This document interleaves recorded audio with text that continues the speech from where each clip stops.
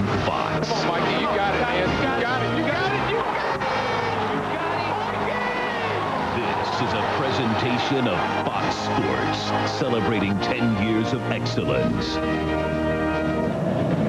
Fox Sports welcomes you to the Atlanta Motor Speedway, the Autobahn of the South.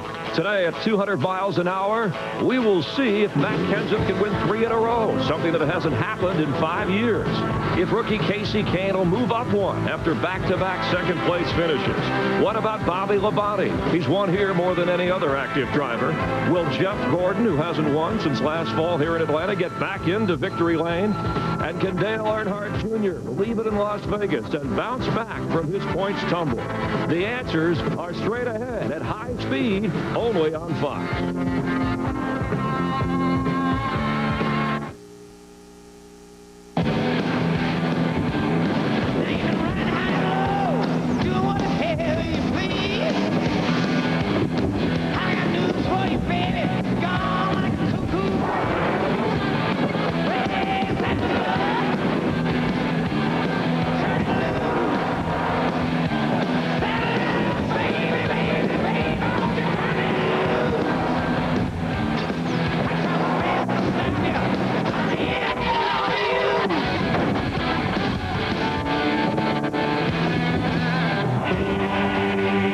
Here in Atlanta for the fastest race of the season.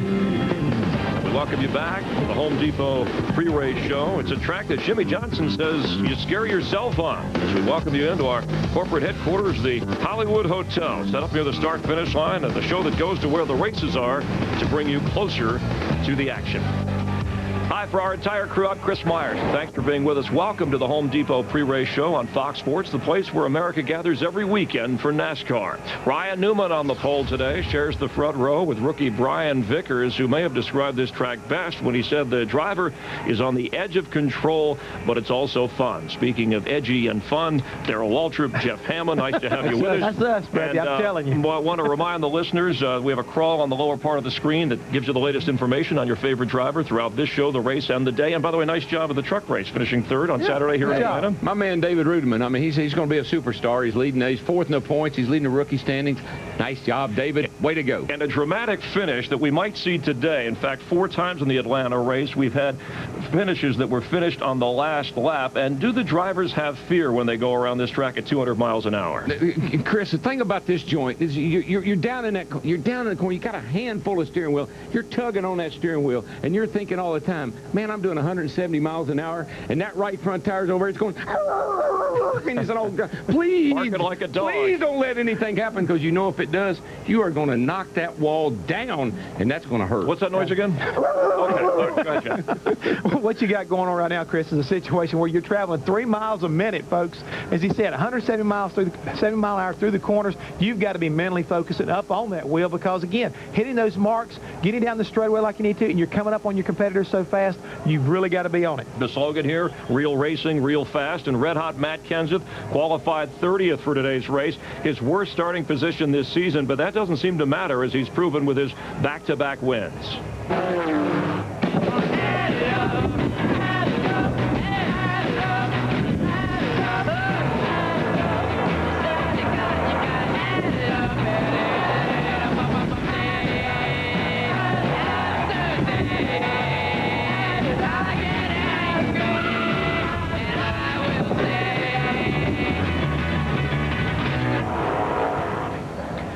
And Matt joining us live down on the track as he's getting ready to get in his car and go racing. Matt, thanks for being with us. You've already doubled your win total compared to last year in defending your points championship. It seemed like there was a lot more emotion when you got out of the car in Las Vegas. Have you changed your attitude, your emotion a little bit this year?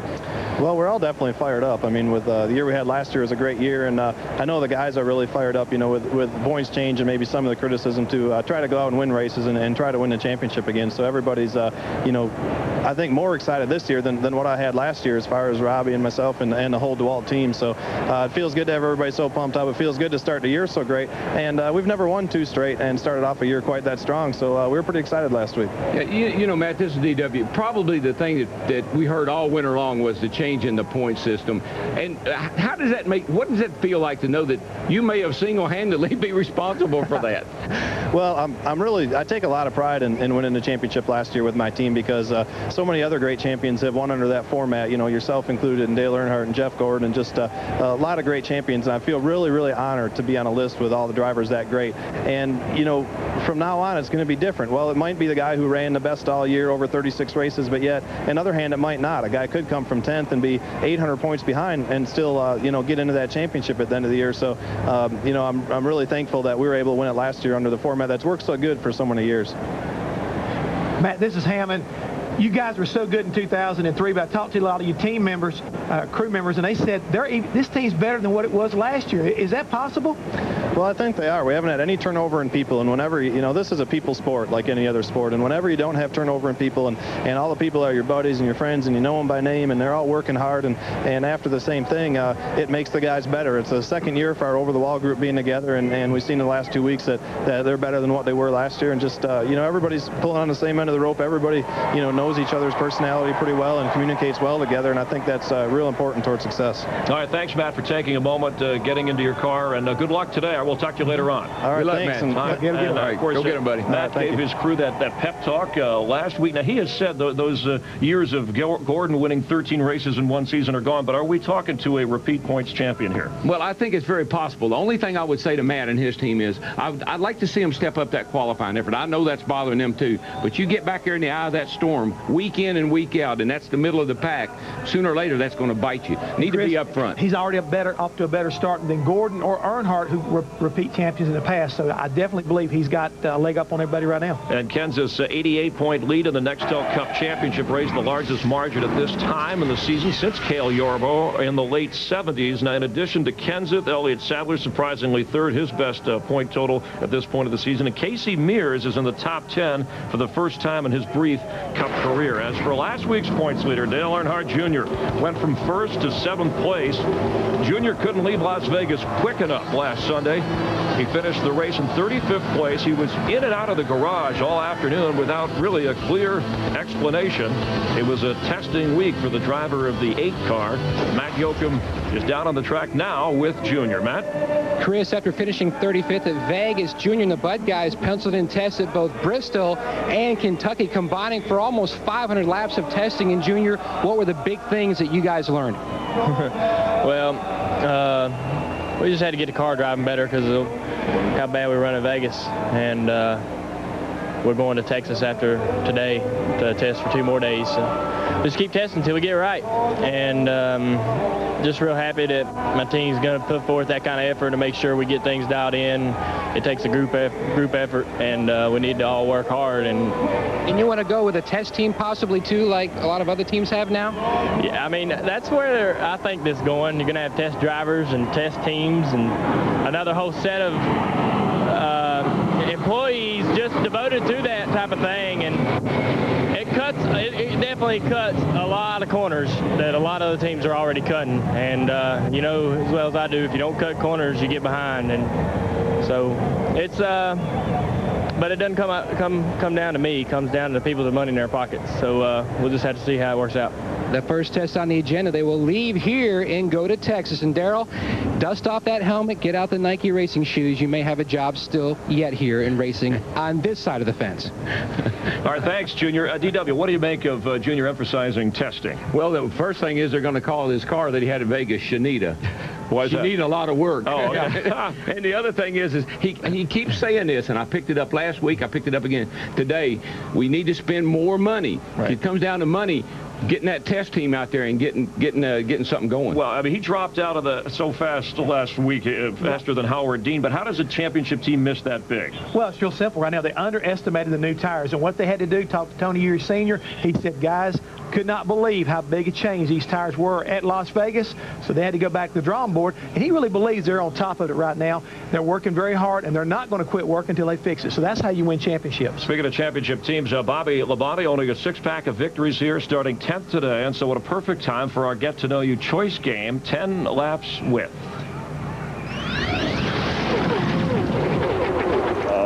Letterman or Leno? Letterman. Okay. Chocolate or vanilla? Vanilla. All right. Beatles or the Stones? Beatles. Boxers or briefs? Briefs, I guess. All right, short track or super speedway? I think short track. Yeah, we guess. East Coast or West Coast? East Coast. Republican or Democrat? Republican. Blonde or brunette? Brunette. Fishing or hunting? Fishing. And an earring or a tattoo? Neither. Okay. Okay. Paper or plastic? Just want to see if you're paying attention. Plastic. Plastic. All right. Meanwhile, Casey Kane has been coming in second lately, the last 2 races, and actually on the racetrack, not the only place that the youngster's been coming in second.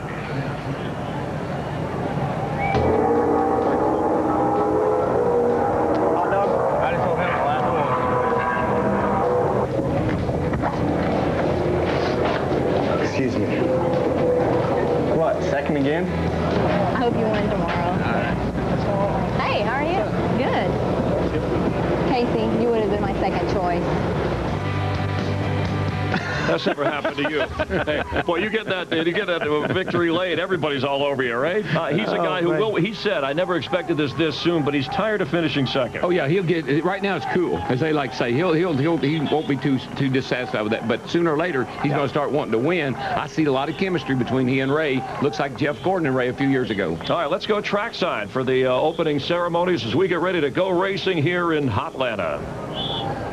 And now, ladies and gentlemen, please rise and remove your hats as the Robbins Air Force Base Honor Guard and Lovejoy High School Air Force Junior ROTC present today's colors, followed by Frank Upchurch, President and CEO of Georgia Baptist Healthcare Foundation, as he delivers today's invocation.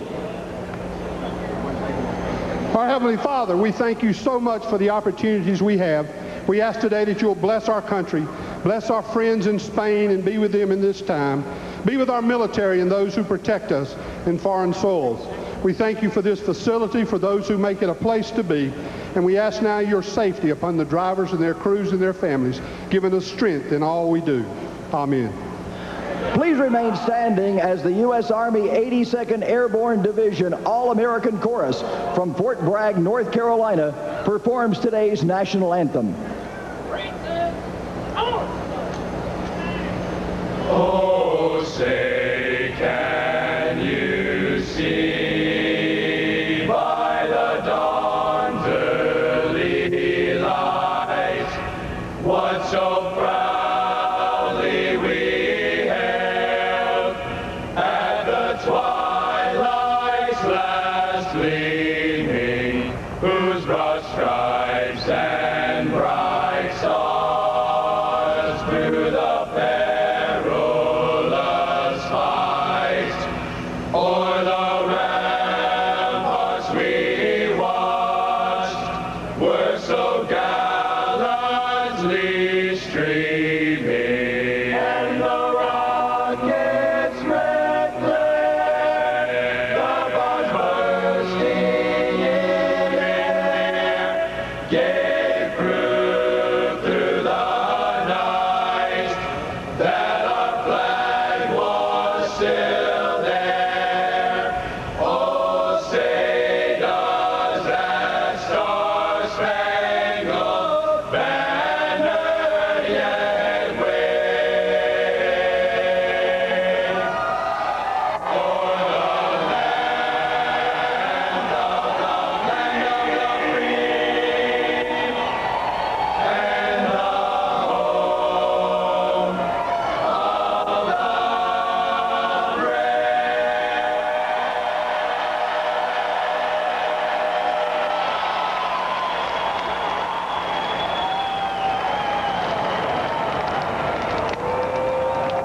Hundred 25,000 fans cheering on the drivers and their crews. Race 4 of 36. This the Nextel Cup chase for the championship. We'll be back to get things going. The Home Depot pre-race show continues. Mike Joy in the booth. Take it after this.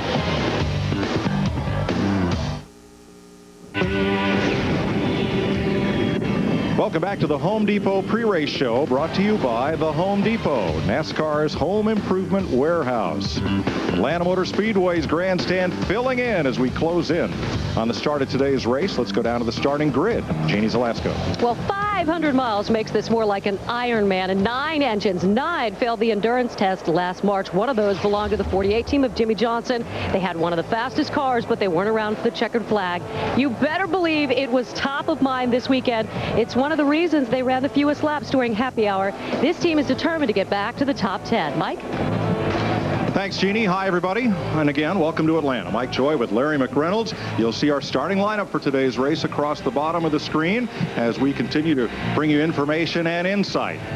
4 of the last 10 green flag finishes at this racetrack have been closer than 1 second, and 3 of those, Larry, were side by side.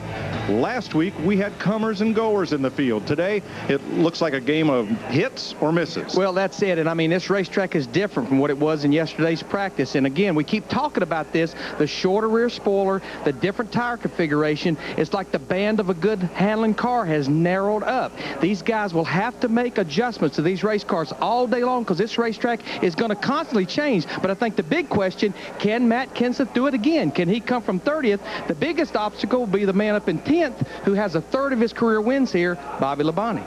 And you know, if Casey Kane is tired of finishing second, he needs to meet Harry Gant. Yes, he does. Yeah, 2's not very many second place finishes in a row. Harry was Mr. Second Place until he went on a tear and won several in a row.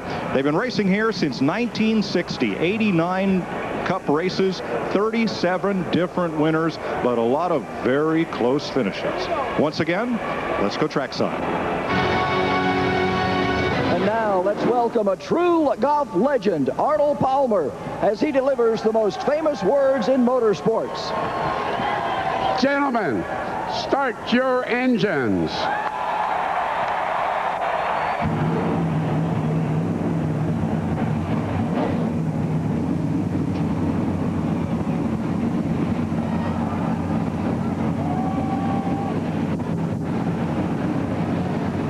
Set to go for 500 miles, the first 500-mile race of 2004 with the unrestricted engine package. And so, with that at stake, where today is DW's hotspot?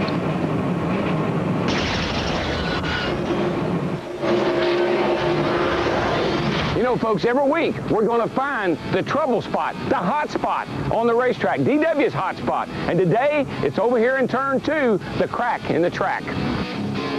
You know, folks, you're going to hear us talk about how fast this joint is. That's all we talk about here, and it is 170 miles an hour through these turns. That's straightaway speed at a lot of tracks, but you got 2 options here. You can put that left wheel down on that white line like a Tony Stewart and ride off this corner nice and low, or you can get up high next to the wall like a Michael Waltrip and run off the corner up high and get a good straight shot down this little straightaway. What you don't want to do, and what you got to be careful of, is this crack in the track.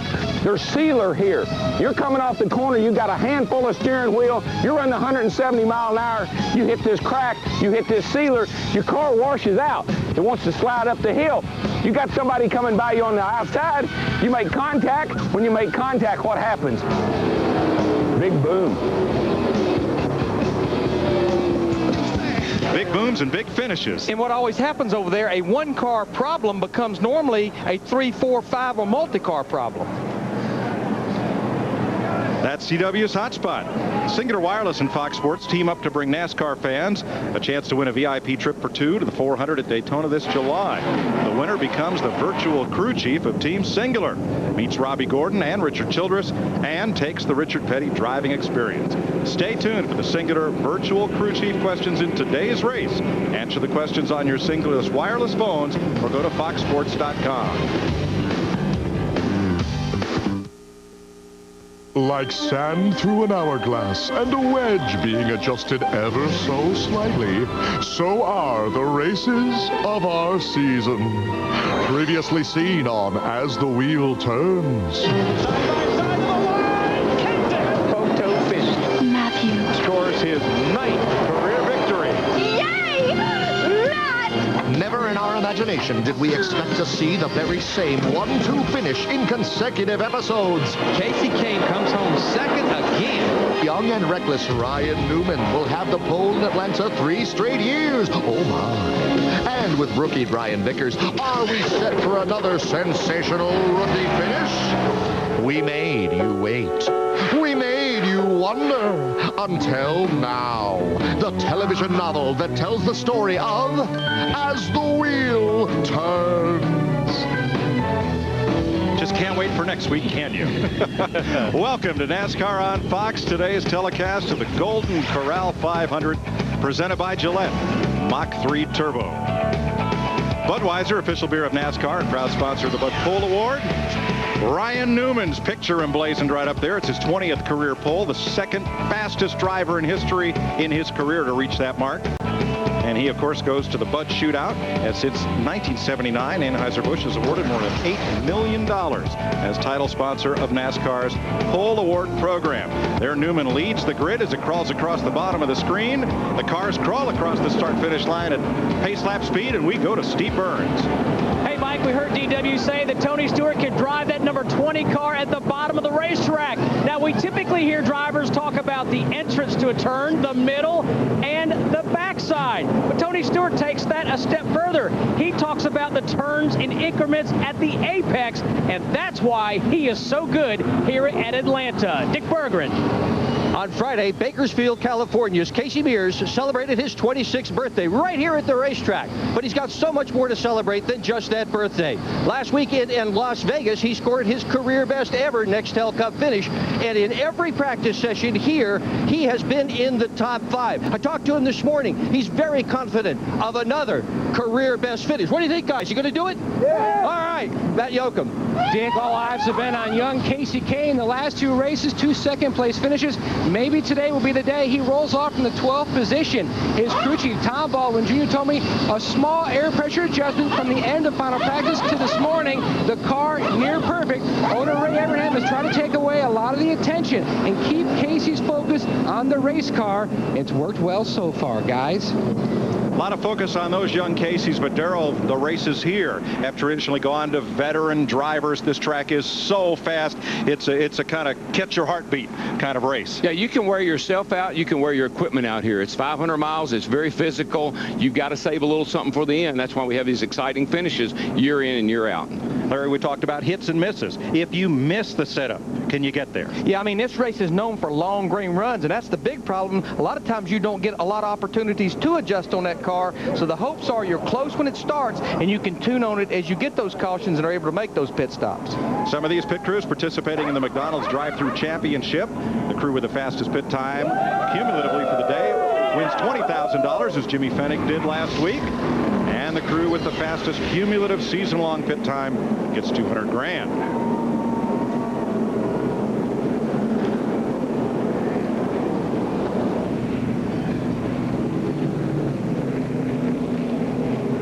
And we're on 1 to go on a kind of cloudy day. It's been sunny here all weekend. It's been kind of nice as we get set to go for 500 miles.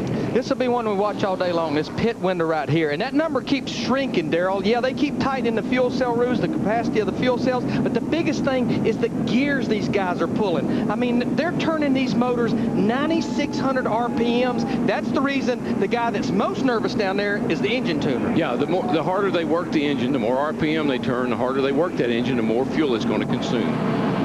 That lap, red flag lap indicates if a caution comes out after lap 321, a red flag would not be used. You see, it's a bit overcast. There's a big storm system coming in from the west. We don't think it'll get here before this race ends. Yeah, and let's look at the track temperature right here, 96 degrees. But I think the biggest thing is very overcast today, and I think that was a big relief to some of these guys this morning in the garage here because a lot of these cars were very loose yesterday. The cooler track conditions, overcast conditions, will tighten these cars up just a little bit, make them grip the racetrack better. We were on 1 to go, but car number 80 is stalled down on the apron in turn number 1. That's Andy Hillenberg. And they'll have to get Andy going before we can start. You know, we talk about the track conditions, the overcast conditions. The other big choice was the gears because the cooler temperatures, the speeds go up, the RPMs go up. So there was a huge choice of gear selection in the garage this morning. Should we pull the lower gear that we had yesterday or go with a little higher gear because the track's going to be quicker? Now, the basic engines in these cars, let's take the Chevys, for instance, dates to 1955. It was 265 cubic inches, put out about 140, 150 horsepower, and they turned it all the way up to 4,000 RPM. That is still the basic block design and configuration that's in these cars. What are they going to turn them today? They're going to be turning about 92, 94. I've even heard 9,600 RPMs. It's just they have much more durable parts. Rocker arms, valves, valve springs. All the parts are much more durable than they were even 5 years ago. Yeah, it's the same basic parts, Mike, Larry, but the quality of the materials in the connecting rod, in the piston, and particularly in the valve spring area, where they have imported steel from, I don't know, Europe or somewhere to make these valve springs out of. One crew chief told me, he said, the valve springs on our engine are bigger than the springs we run in the front of the car. Wow. Darrell, can you remember a time in your career when you radioed in and said, I got plenty of power. I've got enough. I got plenty of power. No, I can't. No. There's the point. More power, Scotty. Now, we talked about close finishes. You should have been here yesterday in the NASCAR Craftsman Truck Series as they came off turn number 4. That's Bobby Hamilton outside, Mike Skinner inside for the win. Hamilton gets it. They had bumped earlier, and Mike Skinner made the save of the day. Hamilton the winner, Skinner second. David Rudeman from the pole, a fine third-place finish. Travis Quaffle, Matt Crafton. Wow, what a race. And I think you just look at the names there in the top 5 in the Craft Truck Series. I think that just goes to show you where that series is at. I mean, that's guys that have been competitive and won races in the Nextel Cup Series. Andy Hillenberg's car would not fire, so they're going to haul it back to the garage. He will still get credited with a 43rd place finish, should he not be able to refire that car. Here's our Quaker State aerial coverage, and you see the front grandstand is nicely filled, and you see what makes this a quad oval, that double dog leg in the front straightaway like Charlotte and other tracks. This used to be the backstretch. The track used to run around like this, like a traditional oval, and the grandstands that are now on the backstretch and the suites above them, that's where the original start-finish line was in VIP suites. And when Bruton Smith bought this track, he said, that's nice, but it's not enough. We want to reconfigure the track, so instead of tearing that down and rebuilding upon what's there, there's our old TV booth right up on top.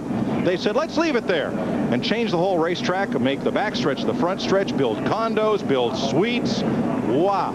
Yeah, and here's how much room you have to rest. Well, I was going to show you. That back straightaway is 1,800 feet long. That's all you got to get your breath, because the rest of the time, the turns are trying to suck it right out of you. Yeah, I mean, it takes 30, 31 seconds to get around this racetrack. In race trim, you're turning about 22 or 23 seconds of that time. Now, good news for race fans. A lot of folks have been to this track and in the past said, I'm never coming back because of the traffic.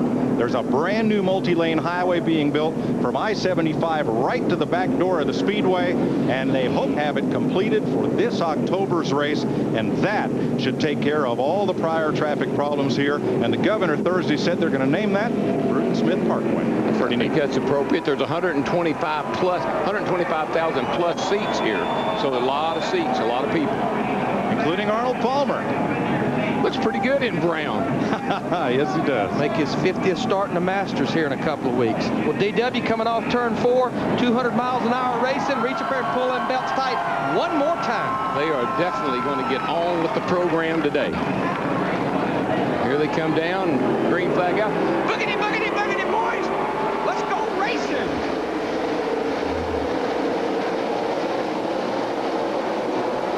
Jimmy Johnson in the 48 car at first. He didn't get a very good start, but he picked up on it going into turn 1. Jeff Gordon in the 24 car working the high side. That's the great thing about it. We already have 2 or 3 grooves of racing at this racetrack. Yeah, with the truck race yesterday, they run that upper groove in, and it looks like it's in good shape. You can see the track is pretty dark, so it means it's got a lot of rubber on it. Look at Casey Mears up there, 3 wide as they come off turn 4. I mean, he's going to get about 3 or 4 positions in that half a lap right there. I mean, he is on the move on the outside. The reason I like the outside, if you can stick there, everybody fights for the bottom. Everybody wants to get down on that inside to protect it. And you can go around a bunch of cars on the outside if your car will hang there. Yesterday's truck winner, Bobby Hamilton, said in Victory Lane, when asked, why'd you run the outside? He says, because nobody else was there. Go where they are not. Right. The Rocket Man, Ryan Newman, quickly rocketed away from the field. He leads outside pole sitter Brian Vickers. Vickers, Hendrick Motorsports teammates Jeff Gordon and Jimmy Johnson. Then Dale Jarrett and Casey Mears. And let's do not forget, that 25 car is phenomenal at this racetrack. With every driver that's been in it, they've had a chance to win here, and some have. It's like it don't matter what crew chief, what driver's in it, it just runs good. More 3 wide as Scott Riggs is sandwiched by the Gibbs cars, Tony Stewart and teammate Bobby Labonte in the green 18. And you might say, why are they racing this hard so early? This place is so fast. Ryan Newman will get a half a lap ahead of you before you can realize it if you're hung up in traffic back here. You can't let anybody hold you up right now. I think this goes to show just how good that 20 car Tony Stewart's going to be. Remember, he started 19th. He's battling his teammate that started 10th as they go to the inside of Kevin Harvick in the 29 car. Already in 2.5 laps, he's almost into the top 10. And look where those left tires are. I mean, below the white line. Second place. Now here are teammates who are not battling. I spoke too soon. Darryl, Jeff Gordon in the 24, he got his teammate Brian Vickers in the 25 loose. Remember the shorter rear spoiler? He had it up there just close enough to take that rear downforce off that car. 25 was a little twitchy off the corner that time. Robbie Loomis, I talked to him this morning. Of course, that's Jeff Gordon's crew chief. He said he's never seen Jeff go to the high side so early as he did in practice yesterday. That's not typical Jeff Gordon. You got to try it. You got to know what the car needs to be able to run up there, because you're going to end up there sooner or later in some point in time in the race. You might get it adjusted and get back to the inside, but sometime in the race you got to go high. You want a dark horse favorite for today? That unsponsored number 23 of Dave Blaney, who's right in this mix with the 97 of Kurt Busch, 29 Kevin Harvick, and his teammate 31 Robbie Gordon. Blaney nearly won a race here, and he was fastest in yesterday's practice. They're going to run at least 4 more races in this car with Bill Davis in hopes of attracting a full season sponsor. And he was having a great run at Daytona. Remember in the Bud Shootout, he and Jeremy Mayfield got together for the lead. So he's been doing a good job in that car for Bill Davis and that crowd. Watching Jamie McMurray there in the 42 car right behind this group, behind Robbie Gordon in the 31. A lot of weird changes on that car this morning, Darryl. They were changing the steering box on that car. He wanted a quicker steering turning into the corner. Donnie Wingo, his crew chief, a little nervous about that change, but he said we have to do something. We have to give the driver what he's looking for. I believe, Larry, I believe that like last week with the 8 car and Dale Jr., I think that's something that they're learning about the construction of these tires. They need a quicker steering box. They need a different caster setting. They've got work to do in that area, and some of these guys are figuring out quicker than others, and we got somebody coming on pit road. That'll be Joe Rutman in the James Finch 09. 2 cars moving fast. Here they are. Casey Mears up to 4th place. And Greg Biffle has come from 13th to 5th. I mean, we can't forget Greg Biffle did win the Busch race here in October, and he's been pretty quick all week long here. And you can see just up ahead of these guys, they're having a great run here fighting with each other. Right here's what I just get ready to tell you. You can see Jeff Gordon get ready to take the lead. He got a good run off of 2 back there, and they're really closed on Ryan. Jeff's car is working exceptionally good right now. For more on the pole sitter, here's Matt.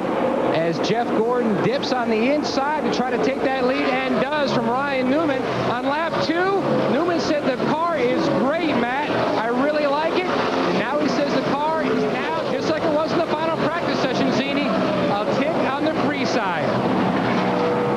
Well, a moment of tension in the 88 pit of Dale Jarrett. It had nothing to do with Arnold Palmer and everything to do with the fact that Dale Jarrett thought he might have a tire going down. A little panic in the pit, but as it turns out, DJ says everything is okay.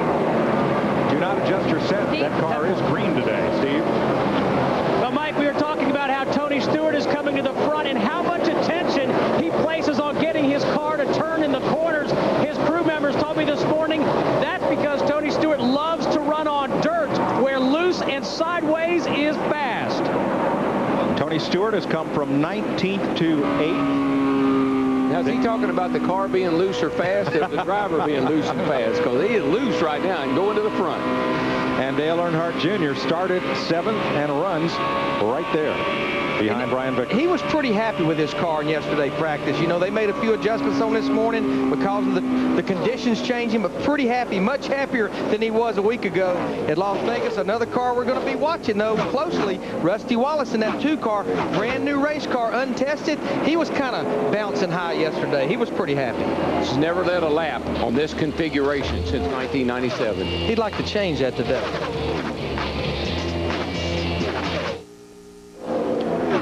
Jeff Gordon, your leader at Atlanta. Tony Stewart has moved to 4th past Greg Biffle. He started back in 19th. Closer Ryan Newman holding 2nd. Casey Mears 3rd. And Greg Biffle now in 5th. Take you back to our points leader. Matt Kenseth came in here with the 2nd biggest point lead anybody's enjoyed after 3 races, not since Cale Yarborough. Back in 1977, has anybody had this kind of lead. He has come from 30th to 11th. Makes him the biggest mover of the race, ahead of Tony Stewart, Kurt Busch, Jamie McMurray, and Jeff Burton. Actually, Kenseth now up in 10th position. He's passed Dale Jarrett. Now our Singular Virtual Crew Chief question. You can vote from your Singular wireless phone by sending text message FOX to phone number 191 or visit foxsports.com. You know, another car that has moved into the top 10 is his teammate Kurt Busch in the 97 car. He's up to 9th, started back in 20th. This is a backup car. Right before practice ended, before qualifying on Friday, they crashed on the backstretch. He had to qualify this car without any practice, but because they presented the car with the engine they were going to race for qualifying, he was able to qualify 20th. Kurt did not know that. He thought they had to go to the rear of the field. He said, if I'd have known that, I'd have tried a little harder, but DW looks like he's got a pretty good race car. I tell you, Tony Stewart, Jeff better enjoy his lead because I don't think it's going to last long. Tony Stewart is mowing them down right now, and his car is handling on the bottom. Jeff's handling on the top. And speaking of Jeff, what's up, Hammond? DW, one thing I noticed about Stewart this morning, I went through the garage area. Crew Chief Greg Zippadelli was making some fine-tune adjustments right there at the end of the morning. What they wound up doing was adjusting the camber just a little bit of a caster adjustment. They said they were trying to get the car a little bit better on entry. Said they were pretty good in the final practice. Went back, did some conversation with Tony, worked on it all night long, came up with the right solution, and so far she looks like she's pretty quick. But DW, we were talking earlier, I think that's something all of these teams have to continue work on is front-end geometry, just like we talked about the steering box on Jamie McMurray's car. Again, camber is the amount of lean to the tire to get the full footprint of the tire on the ground through the corners as well as the straightaways. Caster is a driver feel. You run caster split, more in the right front than the left front, and I think they're having to find what this new tire configuration is looking for. Yeah, camber makes the tires happy, caster makes the driver happy. That's a good way to put it. You got to work on both of them. 3/4 of the battle's making the driver happy. Dick Berggren. Well, last fall, Jeff Gordon won the race using the same car he is driving today. He's been almost completely silent on the radio. All he has said so far is that the car is a little loose, but it's really good off turn 2. Thanks, Dick. Need to make that driver happy because the tires don't talk back. And we talked about hits and misses. You've seen some of the fellows moving up. Here are some who may have missed the setup. Elliott Sadler, Kevin Harvick, Brian Vickers, the outside pole sitter, Scott Riggs, Bobby Labonte. Steve? Mike, just listening to Elliott Sadler, he's gone from 5th all the way back to 37th. He says the car is not loose. It's extremely loose, and it feels like it's rolling over on the right front. And the sad part about it is this thing has that green flag look right now about it. And when a car's not working, Darrell, it can get way in the way. Watch Elliott Sadler's 38. Oh, yeah, and watch what happens to it right there. Whoa, go away. Get out from behind me now. And all this is happening at about 180, 185 miles per hour. But, Larry, it sounds to me like, and you know this, that if I was in that car and it's rolling over on the right front, I'm going to be screaming for a spring rubber in that right front spring to stand that up a little bit. Maybe that'll help it. Yeah. And I did say screaming, because if I'm that loose, I'm definitely squealing right now.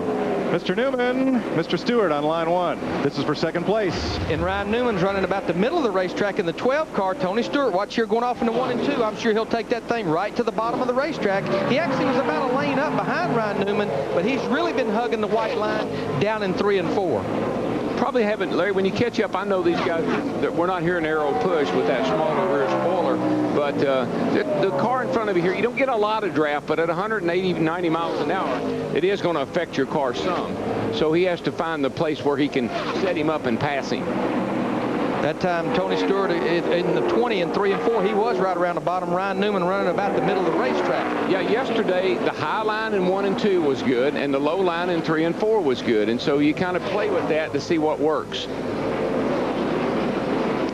And also running up there on the high side, it keeps the RPMs up. It keeps the motor running nice and free. But right here, I think he may get a run right here in the middle of 3 and 4. You almost got to get that fender to that quarter panel right there coming off turn 4. Yeah, you got to clear him because you need the whole racetrack when you come off the bottom right there to go all the way out to the wall. And if there's somebody there, you just about got to squeeze up and let him go. So you really, momentum's what you're looking for now. Tony's trying to get enough momentum up to get a slide job, put a slide job on Ryan. And he got behind the lap car of Kirk Schimmerden in the 72, and look at the ground he loses going down the backstretch. Another good reason to run high. Out of the race, Joe Ruttman and Todd Bodine. Andy Hillenberg, whose car stalled on the pace lap, will enter the race, this time by Jeff Gordon, your leader.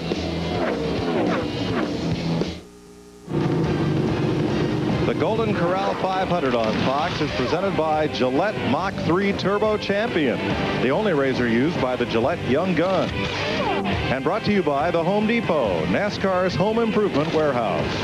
By Coca-Cola, let's make it real. And by Dodge, you can take life as it comes, or you can grab life by the horns. Dodge.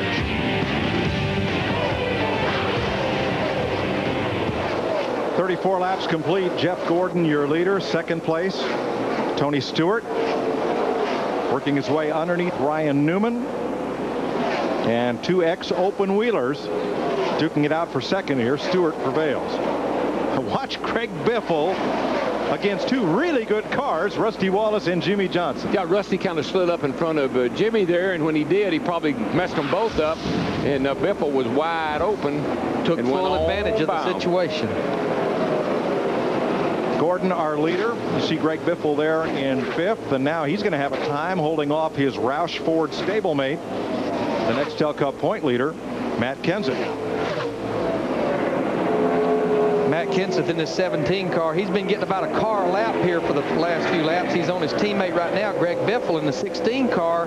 Kenseth right now in 6th. Biffle in the 16 in 5th. Matt Kenseth's car looking a lot like Tony Stewart's car, the 20, right around the bottom of the racetrack. He got trapped behind the lap car of Andy Hillenberg that just came out a few laps ago. You know, to show you how fast these cars are, particularly when you're up front, and what these guys like to talk about is clean air. That's Jeff Gordon, and he just put a lap on Ricky Rudd, who is running back in the 34th position. So they're getting around here in a hurry and catching up with the rear of the field. From Rudd's Ford Racing onboard camera, that's Jeff Gordon disappearing in the distance. 8th place, Jimmy Johnson, and the man who's been runner-up the last 2 weeks, Casey Kane, in that number 9 Dodge. Now, the fellow who used to drive that car, Bill Elliott, first race he has not been in Atlanta in a quarter century. He's running a limited schedule. He's here. He has been Casey Kane's driver coach, but not in the race today at his hometown track. This was just one of those races where it just seemed different without Bill Elliott being introduced at driver introduction. You know, Daytona was one of them, the Daytona 500. I think here's another one. It just seemed different without his name being called out. I know where he is. I do too. I found him. He's next door in the PRN ring. I asked him if he was trying to work his way up here, and he said, "Oh no, I don't. That's not for me." But I see he's right next door.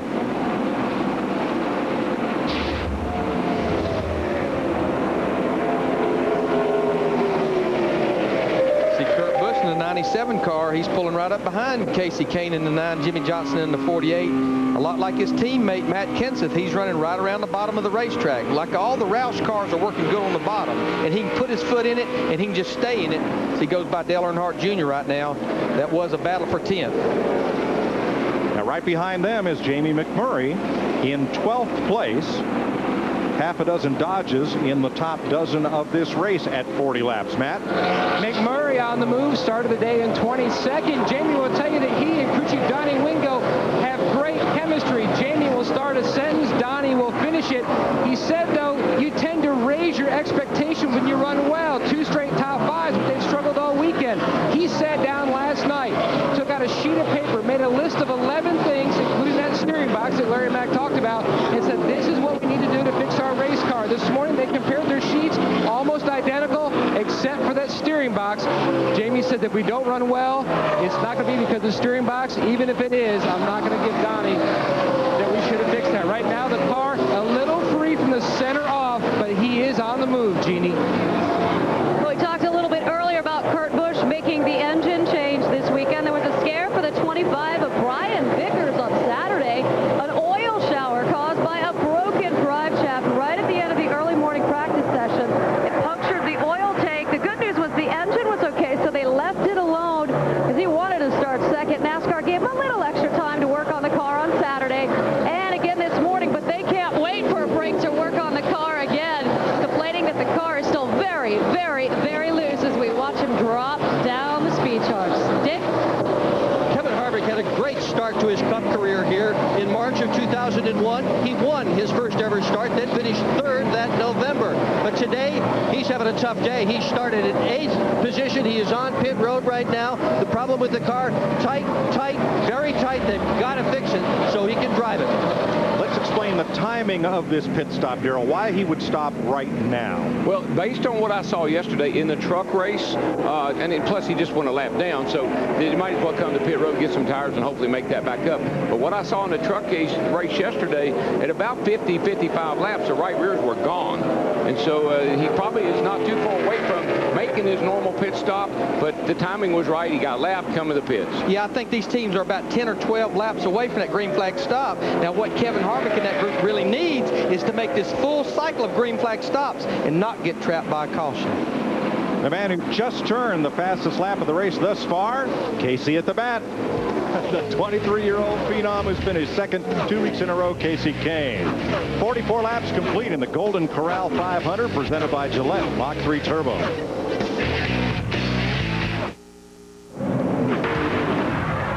Fox welcomes you back to the Atlanta Motor Speedway, and this is a Visa race break, and Tony Stewart's moving up to second in points.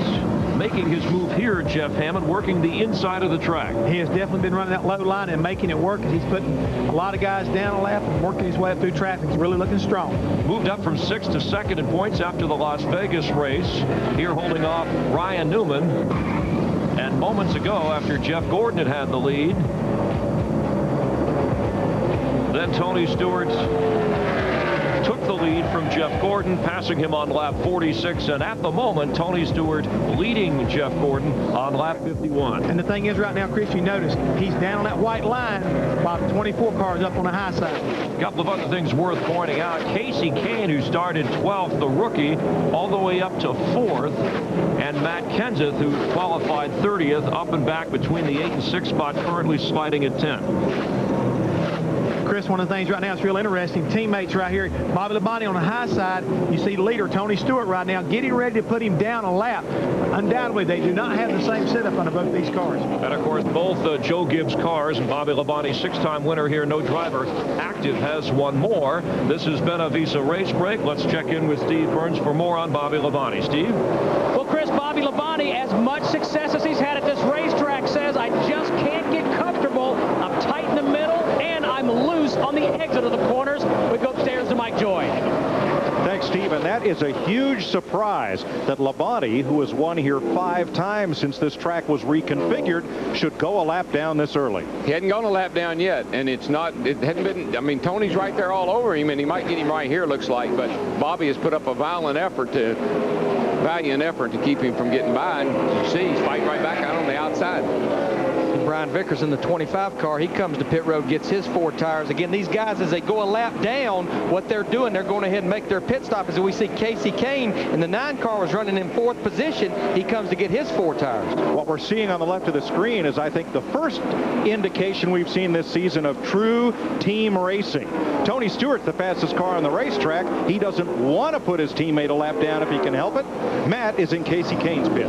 Casey Kane hits pit road from the 4th position. He said early in that run, the back of the car was not working enough into the racetrack, and the front was not good either. But as the run progressed, the car came back to him. One of the fastest, if not the fastest car at the up front. But you know, the thing about it, watching Tony Stewart in the 20 and Bobby Labonte in the 18, I'm sure they're fixing to make their pit stops. There's no reason for Tony Stewart to push the envelope right here. He has a 2.5-second lead. And remember, if he's in front of his teammate when the caution comes out, the field's frozen. Bobby's not back on the lead lap, but he would get the free pass since he's the first car lap down behind the leader. Second place car on pit road, Jeff Gordon. Ryan Newman as well in 12 car. Stop right in the box here, but 4 tires. Dick Berggren. Well, Jeff had just come on the radio a couple of laps ago, Mike, and said Dick, the point leader, has spun coming onto pit road. This is huge. Yeah, he was past the commit cone as well, so he's got all kinds of penalties. Spinning on pit road, past the commit cone, all kinds of problems, DW. And all this is happening under green. Yeah, I think what happened is when Gordon and some of the other front runners started to come to pit road, they must have hollered at him a little late because he was coming off of turn 4 way too fast to make it on the pit road. A rare mistake for the defending Cup champion, and the official will signal that. They have new pit road signals for the officials, similar to used by the NFL, and that is being signaled. The brakes, the front's one stop and locked up a little bit, and then the rear's just locked up. Just one stop, something's wrong with them. I even put it in there. Well, there's the answer from Matt Kenseth as to what happened, and he took the cones with him. The penalty will be a drive-through at pit road speed for Matt Kenseth. Which very well will put him a lap down under green. As you see Tony Stewart in a 20 car, he's coming to pit road. Jeannie. Well, Jimmy Johnson out on the track complaining the car was loose, but it was getting better. There was a promise when they came in for the pit stop to get rid of some tape to take care of business. Also took care of the track bar and 4 tires. Steve? Jeannie, Tony Stewart told Greg Zipadelia's crew chief, give me just a little bit forward bite, but don't mess me up anywhere else. The car is good. 4 tires. Matt. Dale Earnhardt Jr.'s crew waiting for the Bud car to hit their pit stall. Jr. says the car is way too free on exit as a 17 works his way down pit road, doing his pass through. You can see the wedge wrench going in the back window. Troy Prince makes that adjustment. He said, I need you to work on the thing that's worst on my race car, and that's the free on exit. A little bit of trouble on that left rear. Junior down and away. Let's go back to Matt Kenseth's spin, Darrell, entering the pits, and what he said about why it happened. Robbie Gordon has taken over the lead here. Well, you've been running under green, and your brakes are cold, and so when you come down here for the first time, and the brakes are cold, you haven't been using them at all, and you get on them a little hard, you see you're going too fast. He's way out of line there. You see smoke. He's locking up the brakes, but he gets really hard on the brakes, and that locks up the rear tires and spins him out. What about the transition right there from the track to pit road? Does the car drop off and lose weight on the back? Yeah, that's always a problem on any racetrack, and particularly if you're overcooking the entrance. So Kenseth spins around. Officially, he is charged with a violation of the commitment line and not driving between the cones. So now Robbie Gordon surrenders the lead to make his pit stop in the singular Chevy. And right now, Matt Kenseth is a lap down to the leader. So what his goal now will to be to become the first car lap down where we get a caution, he can get the pardon, the free pass. Yeah, he's got a good enough car that he'll be able to do that, I believe. And this is a penalty and a problem I think that team can overcome before the day is over with. So Tony Stewart becomes the big leader in green flag pit stops. He now enjoys a 1.3-second advantage over Jeff Gordon. Dick Berggren. Look at Matt Kenseth's left front tire, Mike. You got something like this, it's pretty tough to hang on to it. Right down to the cords. And you know, I tend to believe maybe some of that might have happened as he was sliding those brakes, DW, coming on the pit road. Yeah, I think that white all the way around there, that's the cords of the tire, and that's not a good thing. So we've had one round of green flag pit stop, 61 laps complete in the Golden Corral 500 presented by Gillette Mach 3 Turbo.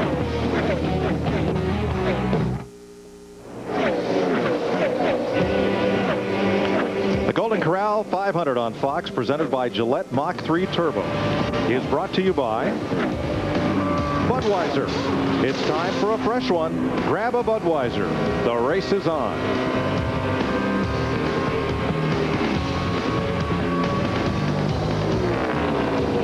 Laps, just past 100 miles, and Tony Stewart's lead over Jeff Gordon has climbed to 3.5 seconds.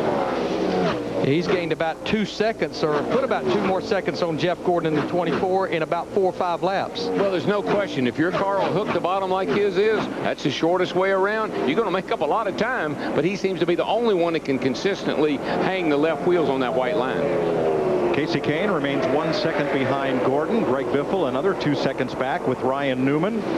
Casey Mears 11 seconds off the lead. Then Kurt Busch, Jimmy Johnson, Rusty Wallace, Jeremy Mayfield, the top 10. Ward Burton has been fighting the flu all week, and now trying to get a run at you now, one away. He may be fighting a left front tire rub.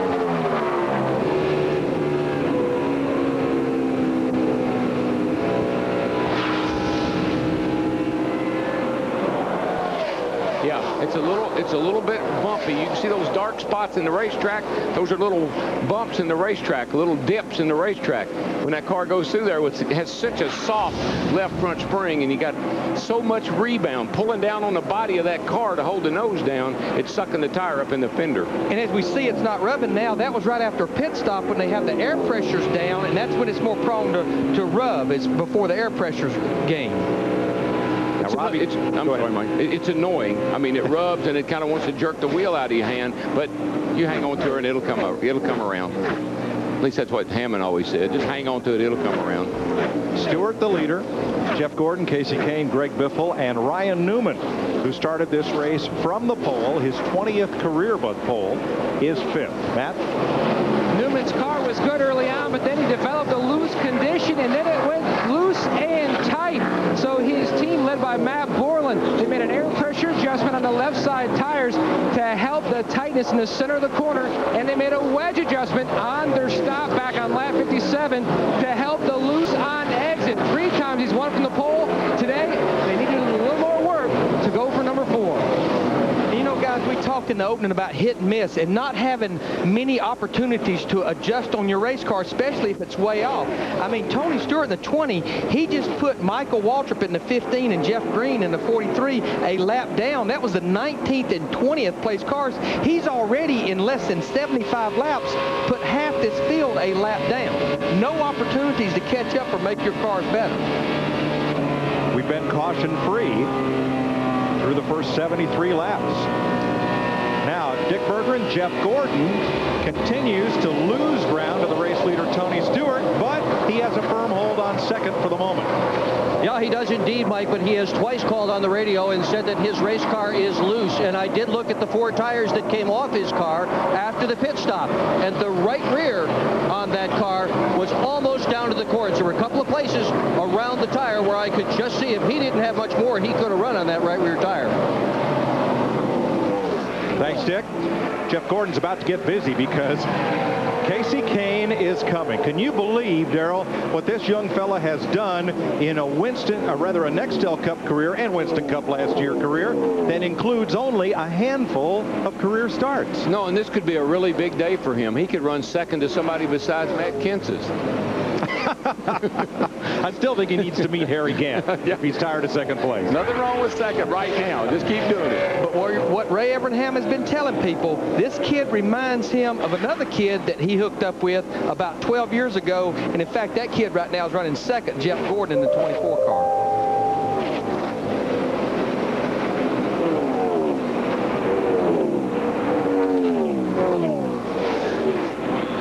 Don't forget Dave Blaney back there in 14th position for Bill Davis in an unsponsored Dodge, battling Mark Martin for 14th.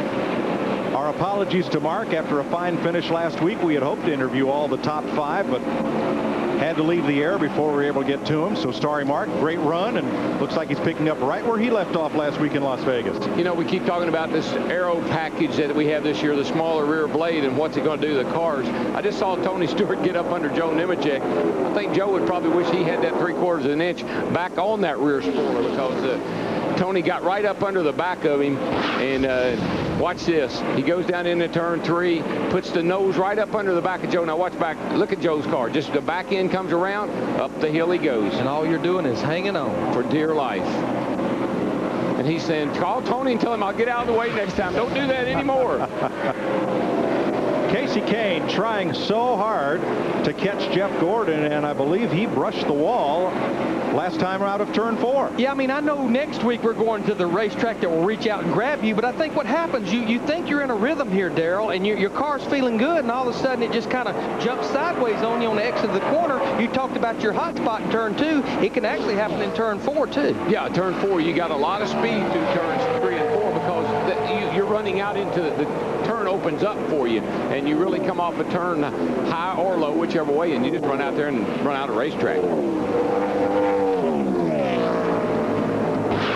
Let's see if Casey Kane did get a piece of the concrete here. That's perfect. That was perfect. He just narrowed that thing up a little bit. It'll be faster yet. He just put the Darlington stripe on it a week early. Jeff Gordon and Casey Kane, second and third to Tony Stewart, who is 5 seconds ahead of them.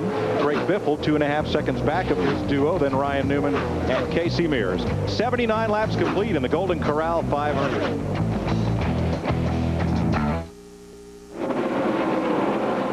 Welcome back. NASCAR on Fox from Atlanta. Tony Stewart, 5.3 seconds up on Casey Kane. As here's the pass for second place.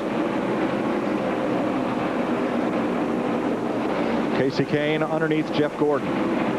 Greg Biffle is fourth, Ryan Newman fifth, Casey Mears, Kurt Busch, Rusty Wallace, Jimmy Johnson, and Jamie McMurray. Here are the Dodge front runners at 85 laps, led by Casey Kane in second and pole sitter Ryan Newman. Matt? Last year when Casey Kane started driving Busch full time, he went to another open wheel star for advice, Tony Stewart. But during the offseason, he went to his teammate Bill Elliott for advice. Elliott gave him the best advice of all. He said, "You are a very talented young man. Even though you are very talented, there are a number of drivers who are just as talented. To be successful at this level, you must be committed." So Casey started watching past Nextel Cup races. He works out 4 to 5 days a week, even has gone on a great nutritional plan. He's done everything Ray Evernham has asked, and I guess it kind of falls in that old line from Roger Penske. Luck is when preparation meets opportunity, and he has prepared himself for success, and they have found it pretty much this year so far. Steve? Well, Matt, Greg Biffle having a fine run, listed in 4th position. He only has 2 Cup starts here. His best finish a 13th, and he's in a brand new race car that has never been tested. But, again, they are having a good run. He's been talking to crew chief Doug Richard about different changes to make. When they stop next, they'll take a half-pound out of both left side tires. Dick Berggren. Jeff Gordon is running in 3rd spot, but he has dropped well back, 7 or so seconds behind, and he has said on the radio on lap 82, we've got to get the car off the right rear. On lap 84, he wanted to know what the tires look like. He said the thing is bad already. On lap 85, he said, I've got to take care of the right rear. I know I'm killing it. Jeannie? Well, Dick, after 70 weeks in the top 10 in points, Jimmy Johnson fell out of favor with a crash at Rockingham. And you think they're not feeling the pressure on the 48 team, and it's not all about the chase for the championship. The point standings determines garage location, the best spots reserved for the best. Kind of a daily reminder of the track, just how good you are. Imagine if you're a salesperson and you go to the office every day and the staff rotates based on your performance. So here it is, the threat of maybe having to share a garage or work in a smaller space. Self-esteem definitely on the line. That'll push you a little harder come Sunday. Chad Knaus telling his crew, hey, nobody try to be a superstar today. Just do your job. Pay attention to detail. We'll get it back. Thanks, Jeannie. Jimmy Johnson's about to have company. Yes, he is. Rusty Wallace in that 2 car. I've been watching him. He started back in 11th position. He's back there in 8th. I really paid close attention to his green flag pit stop a while ago. They have made changes on that pit crew after every race, but this week they brought his crew chief back from last year, not to be crew chief. Larry Carter's still the crew chief, but Bill Wilburn, who's been over helping Brendan Gaughan, he's back changing tires. They made up ground on that green flag stop. Wilbur's about as good as they get on the right front. I mean, he does a whale of a job, and you know, that's what he did before he was crew chief. So he's right back in a customary position. Now this race for 7th, 8th, and 9th, just ahead of them, Casey Mears in the NASCAR top 10 for the first time in his brief Cup career. Having a nice little run. I mean, that team has really stepped it up from last year. Now, Matt Kenseth, we had spinning onto pit road during green flag pit stops, and he finds himself 1 lap down, plus a long way around the racetrack. Yeah, I mean, I've been watching his lap times. His lap times are better than Tony Stewart's. I mean, that last lap, he was a half a second quicker than Tony Stewart. But right now, he's still a lap down after spinning on pit road, having to do the drive-through penalty. Right now, he's in 22nd. The first car a lap down is 17th. So what he wants to do, he needs to get up 6 positions to be the first car a lap down where he can get the free pass should we get a caution. He needs a caution, but he needs to get to that position before he gets the caution. Yeah, and he's getting it in a hurry too, because he's closing right up on the back of Ryan Newman and several other cars that he's going to make a pass on here pretty quick. And we're not that far away from some more green flag pit stops. Stewart flashes by with a 4.2 second lead on Casey Kane. 6.5 seconds on Jeff Gordon, 7.5 on Greg Biffle. Top of your screen, number of laps until the next scheduled pit stop should we stay under green. Earnhardt Jr. flashes past in 13th. Came into last week's race as the point leader. Had enough trouble to keep him in and out of the garage all day, but in truth only ended up 1 position worse than if they just made short pit stops and continued to work on the car throughout the day. Matt? Back on lap 57, Junior's team worked both on that loose exit condition and the tight. They have really mastered that loose on exit. The car to Junior's liking. He says, now I really don't want to make it too much more free. It's almost perfect. The problem, there's a lot of distance between Junior's 8 and Tony Stewart's 20.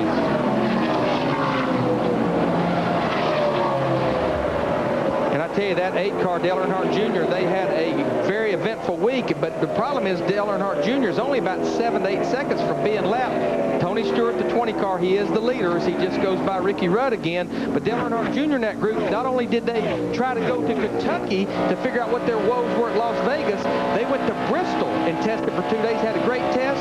The biggest thing that came out of there, confidence back in him and that race team. Jeff Burton has just gone 1 lap down to Tony Stewart, and that leaves us 15 cars on the lead lap as we close in on 150 miles in Atlanta.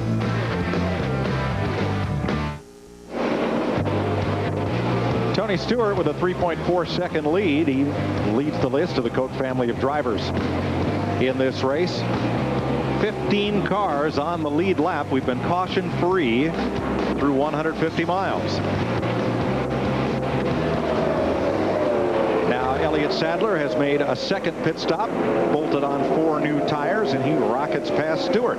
Here you see right there about 14 more laps. Tony Stewart, our leader in the 20 car there, it went to 13 laps, and this is when these guys will really start interrogating their drivers again. The crew chief said, okay, now, were you better that run? Were you the same? Was it worse? I'm sure if it was worse, the drivers already let them know that. He would. A lot of that's going on already. Let's pick up the 7th place battle where Rusty Wallace and Jimmy Johnson continue to go at it. Jimmy Johnson and Chad Knaus have been noodling out what they'd like to do and what everybody else is doing. Jeff's just running right up against the fence at both ends. The 20 car, he's been glued to the bottom all day. Not one of the fastest cars out there. The 9 and the 20 are. 20's been on the bottom. 9, he's been up top most of the day. You did that last lap. That was a 31.67. That was a good lap. And what that is, that's Chad Knaus going over the times that Jimmy's running versus these guys. But that was his spotter, Chris Osborne, because that's just another role the spotter plays. He's on top of this roof. He can see all the different lines these other cars are running. And I always tell the spotter, listen, tell me things I can't see. Don't tell me things I can see. I'll figure that out on my own. Tell me things I need to know that will help me. Digging, buddy. Just keep digging. I need to get everything you can here. And what they're talking about there, they're just a few. That was Jimmy Johnson, the 48, and here we see Greg Biffle in the 16 coming to pit road. He's telling him we're close to another pit stop. Get me as much as you can till that pit stop. Now Biffle is the first of the leaders. He gives up 5th place to pit, Steve. And like he just told crew chief Doug Richard that they're a little bit too tight. So they're going to go ahead and change those 4 tires and make an air pressure adjustment. That's the only adjustment to the 16 car, just a little bit too tight. 14.7 seconds. important on these green flag stops. It's important under caution, but you just cannot have any mistakes like Matt Kenseth made on that first green flag stop. But what Matt was trying to do was, you know how we always talk about ins and outs. He's trying to maximize that speed to the end of pit road. That you can save a lot of time right there if you can get on there nice and fast. Darrell, let's back to that race for 7th. Jimmy Johnson, Rusty Wallace, and with them are some lap cars like Derek Cope, who are very fast on new tires. What's it like when suddenly you're racing cars that are fast, like there goes Scott Riggs, that you haven't been racing all day? Well, you start hollering at the crew chief. You know, how much longer I got to stay out here? You know, I'm getting run over. I'm getting, these guys are going around me on the left, going around me on the right. I don't need to be racing these guys. When am I going to pit? Jeannie? Well, that sounds like a similar conversation. It was just on the radio, the 48, Chad Canal saying, come on, just get into the pit because these guys are killing us out here. Just minutes ago when we saw Rusty Wallace go right by the 48 car, Jimmy was saying, look, I'm having problems arcing it into turn 3. I just cannot get it to turn into turn 3. Matt? Casey Kane has cut Tony Stewart's lead now at only 2.9 seconds. Casey says the car is loose in the center, but it continues to get better. He started the day out on the bottom, and then you heard Chris Osborne, Jimmy Johnson's spotter, say that he had climbed to the high side. To Steve. Well, Matt, 8 laps ago, crew chief Greg Zipadelli told his driver Tony Stewart in that 20 car, you just ran your fastest lap of the day. Tony replied by saying it's just a little bit tight right now, but it did the same exact thing at the same exact point in our last tire run. 2 ex-open wheelers have just set their own personal fastest lap of the race just now. Casey Kane, Dave Blaney. But I tell you, going back to Casey Kane in the 9 car, we're looking at him right now, the 2nd place car. Darrell, I don't know if I was Tommy Bowen, if I'd do many adjustments to that race car, because what's happening, it's a little loose near the end of a run as it burns the fuel load off, gains that front percentage, it tightens up. If they try to tighten that thing up for the early part of a run, then they may have it too tight for late in the run. Yeah, I agree, Larry, and I'm interested to see how that all works out as far as Casey's communication with Tommy down there. We got the pole sitter on pit road. Ryan Newman's in, Jimmy Johnson's in as well. Let's go to Newman's pit. Another wedge adjuster for pole sitter Ryan Newman as the guys on the left side. To Jeannie. Well, Jimmy Johnson finally coming in for this pit stop, Chad, making him stand a little bit longer than he might have liked. The car a bit tight. Of course, he's getting 4 tires, and the air pressure adjustment hoping to loosen this car up. But you know, guys, let's just follow up. Mike, you asked a question a while ago about guys out there on fresh tires versus your old tires. That's another role the spotter plays. He has to let you know fresh tires coming about 10 car lengths back where you can anticipate where you need to go to get out of his way. Michael Waltrip in, he's a lap down to Tony Stewart, and so is more than half of this field. Right now, with green flag pit stops in the midst, 11 cars running on the lead lap. Boy, Kurt Busch in the 97 car almost did the exact same thing that his teammate Matt Kenseth did coming to pit road. He was sideways, but he didn't spin out. Kane did it. Here comes no, that's Casey Kane. They're all trying to get on pit road with a lot of speed. Remember, you're going through the corner about 170 miles per hour. You keep it hung out. He's hung out way back there. Steve? Mike, Kurt Busch on pit road. They've been battling a loose and then tight race car all weekend long. They're going to make some pretty big adjustments. They're going to put 1 round of bite in. They're also going to put a spring rubber in the left rear. Matt? A slight track bar adjustment for Casey Kane, a round and a half. As Jim Pullman goes to work on that left front, Casey said the car was still a little free in the center of the corner. Service complete. 16.6 seconds. Meanwhile, Tony Stewart leads Jeff Gordon now by almost 8 seconds, but 1 lap ago got into this with Scott Wimmer. Just coming off of turn 2 over there, and I tell you, when the tires get worn and it's a little slick over there, you make contact. They got away with it, but you don't always get away with it. No, because the last thing you want to do is beat a right front fender up on your race car here at this place as fast as the speeds are. When Tony runs as low as he does, and you got a car on the outside of you down there, it can suck you right into it. Rusty Wallace, 4th place car to pit road. Casey Mears, the 41 car as well. Another lead lap car. Dick? having a terrific day here in this number 41 automobile. This was a planned pit stop. The car just a little bit loose. He's doing a great job today, Mike. He has been running in the top 5 all day long. This is surely one of the best rides that he has had in his entire career, and backing it up from that Las Vegas run last weekend. Steve. Well, Dick, Tony Stewart saying, just get me a little more rotation in the center. Free me up just in the center. So they're going to make just a small air pressure adjustment. Stewart is on pit road. Todd Foster and Mike Lingerfeld change tires. Dick. Jeff Gordon also in. He wants the crew to get that car not to run on the right rear tire as much as it had been. He said he could just about hang on to it. He's going to get 4 fresh ones. Steve Burns. Tony Stewart exits pit road. Dick, they got it full of gas and a good pit stop for Tony Stewart. Jeff Gordon in, Dale Earnhardt Jr., Dave Blaney, Dale Jarrett, Ward Burton. Matt? And the Bud guy is waiting for Dale Earnhardt Jr. to peel off as he does. 2 pits away. Junior says the car almost perfect. I really don't think we need to make any adjustments, but after further consultation between his car chief cousin, Tony Eury Jr., a wedge adjustment as the point leader, Matt Kemp's down a lap. A tough day for the 17 guys. He's in as well. Junior's down and away. You know, if they make Tony Stewart's car any better, he's going to be in his own zip code. Yes, he is, especially if we keep this green flag look about it. Mark Martin in the 6 car back on pit road. But how about this? Casey Kane, 9. This will be a battle for the lead right here because we've cycled through these green flag stops. The common denominator between Stewart and Kane is Steve Lewis, who has fielded USAC open wheel cars for Jeff Gordon, Tony Stewart, Ryan Newman. That's the common denominator among those 3 drivers. Casey Kane, of course, ran in midget sprint cars in Silver Crown. He was a 2000 USAC midget champ and 2000 Silver Crown Rookie of the Year. He was in open wheel cars just 4 seasons ago. Spent a couple years in the Busch Series, and now he's the rookie phenom of Nextel Cup. And right now, even right after putting fresh tires on, we already see these 2 guys, Tony Stewart in the 20, go to the bottom of the racetrack. Casey Kane in the 9. Now, he followed Tony through 3 and 4 that time. The last time through 1 and 2, though, Casey's been running in the high side. That 9 car looks a little tight, Larry. Looks like he washes up coming out of the turn. I hope they didn't make adjustments on it. It was pretty good a while ago. Stewart's crew trying to overhaul Elliott Sadler in the McDonald's Drive-Thru Championship, fueled by Powerade.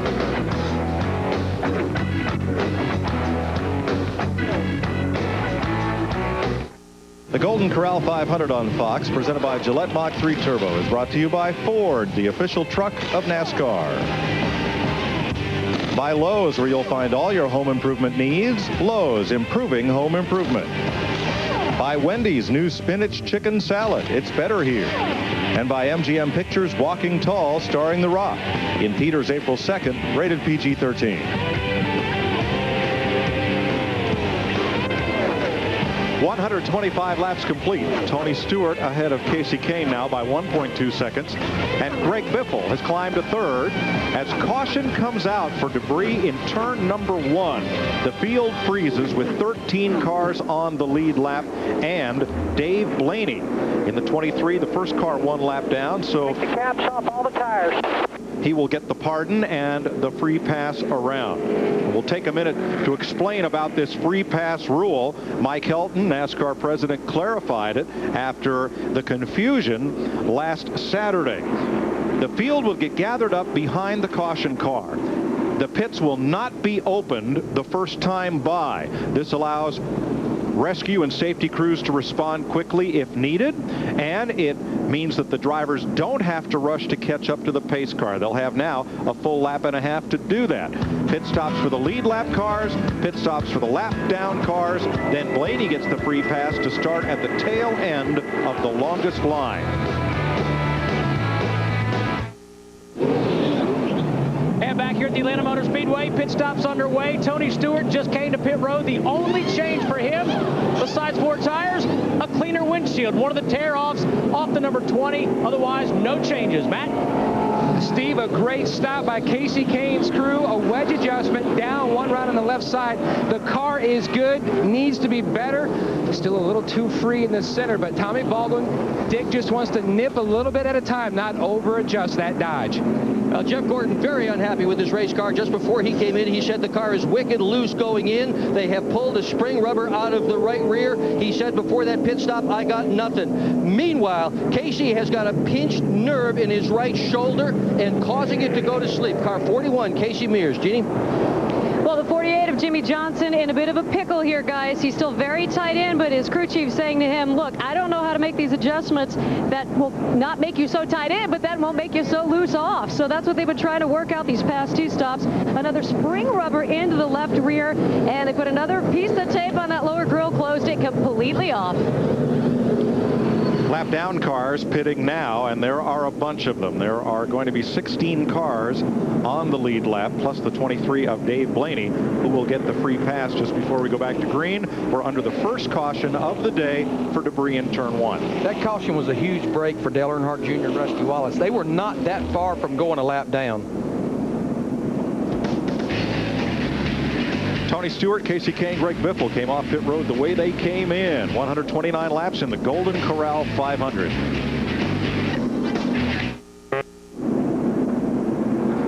Welcome back to Atlanta. Tony Stewart in the lead. Pre-race warm-ups. How do some teams do it? We're trying to hit one out of the park. It's out of here. Now, where'd that bat end up? Our WebMD safety update with Dick Bergman.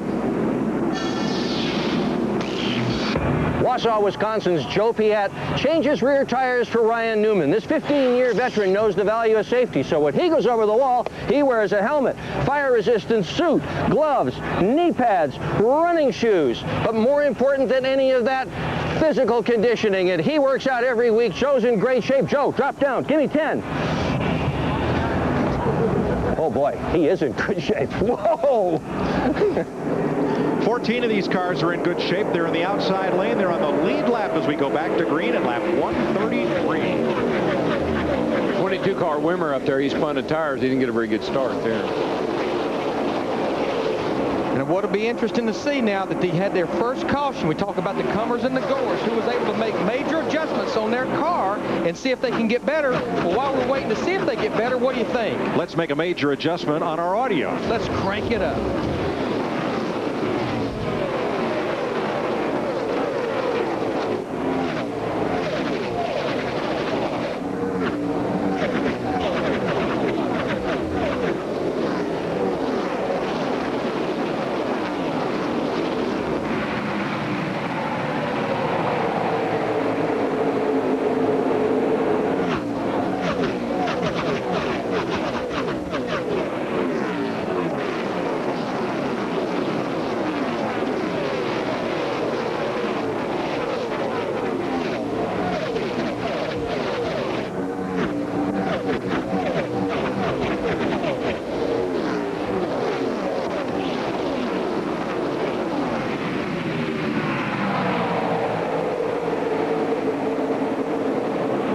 Jeff Gordon battles Ryan Newman. This is at 4th place. Matt Kenseth.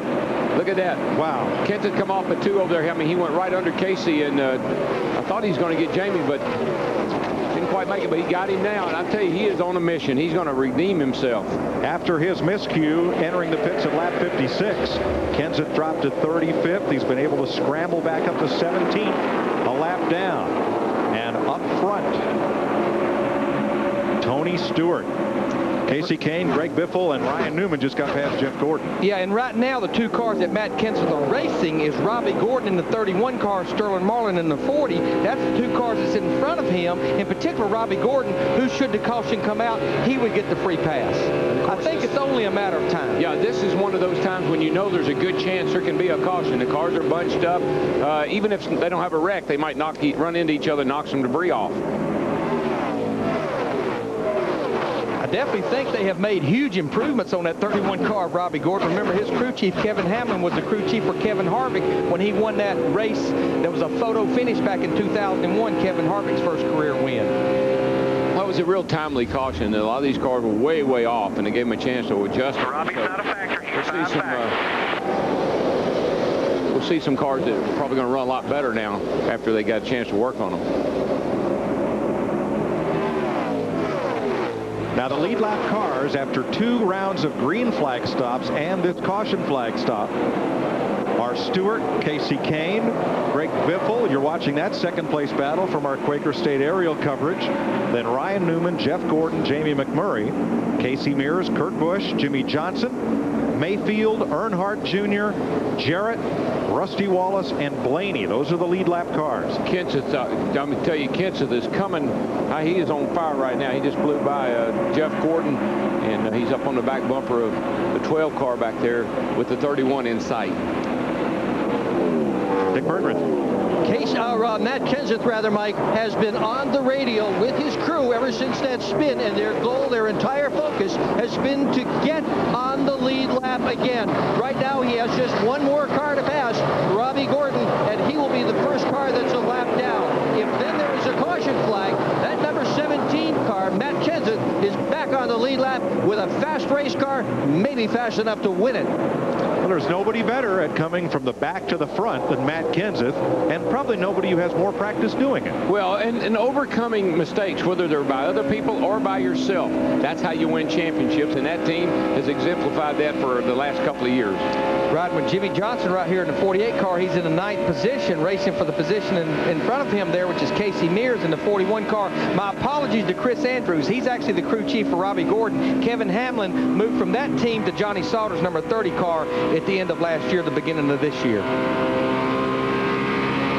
Junior battling Brendan Gaughan, who is a lap down.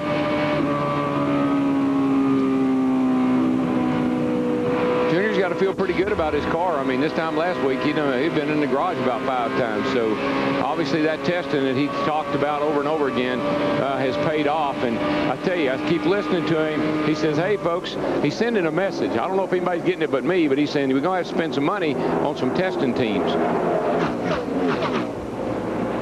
Now, were you kidding, Darrell, or do you have your helmet ready? No, I'm going to be a great test driver. I give good feedback. You can ask Hammond that.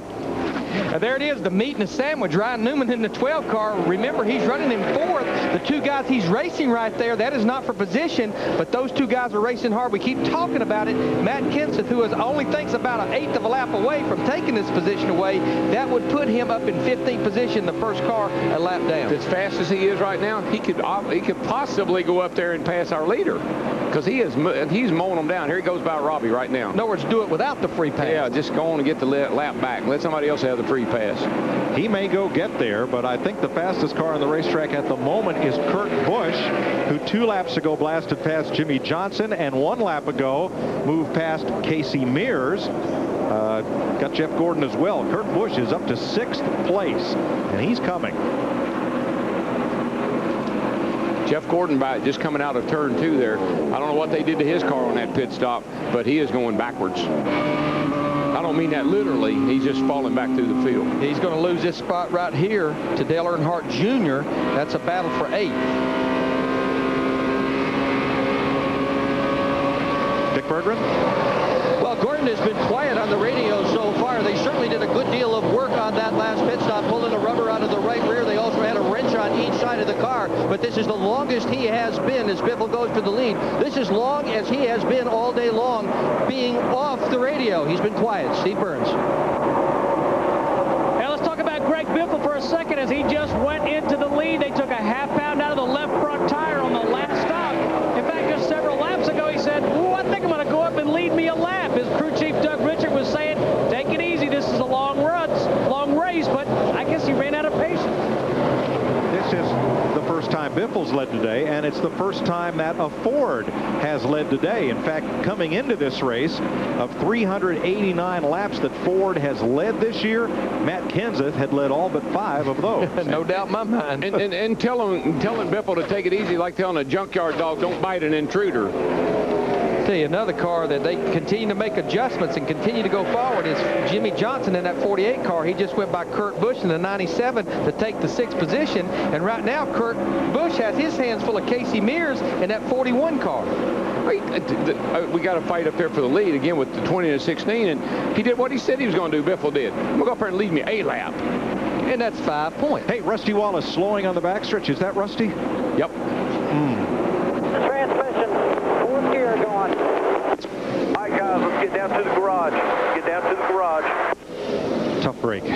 there's 4 gears in the transmission. The only one you cannot race without is 4th gear, Matt Yoakum. Larry Mack earlier in the race, Rusty came on the radio and said, guys, it has popped out of gear. Luckily, he was able to get it back in gear, didn't lose any positions on the racetrack, but obviously that problem has multiplied. Casey Kane moves up to second.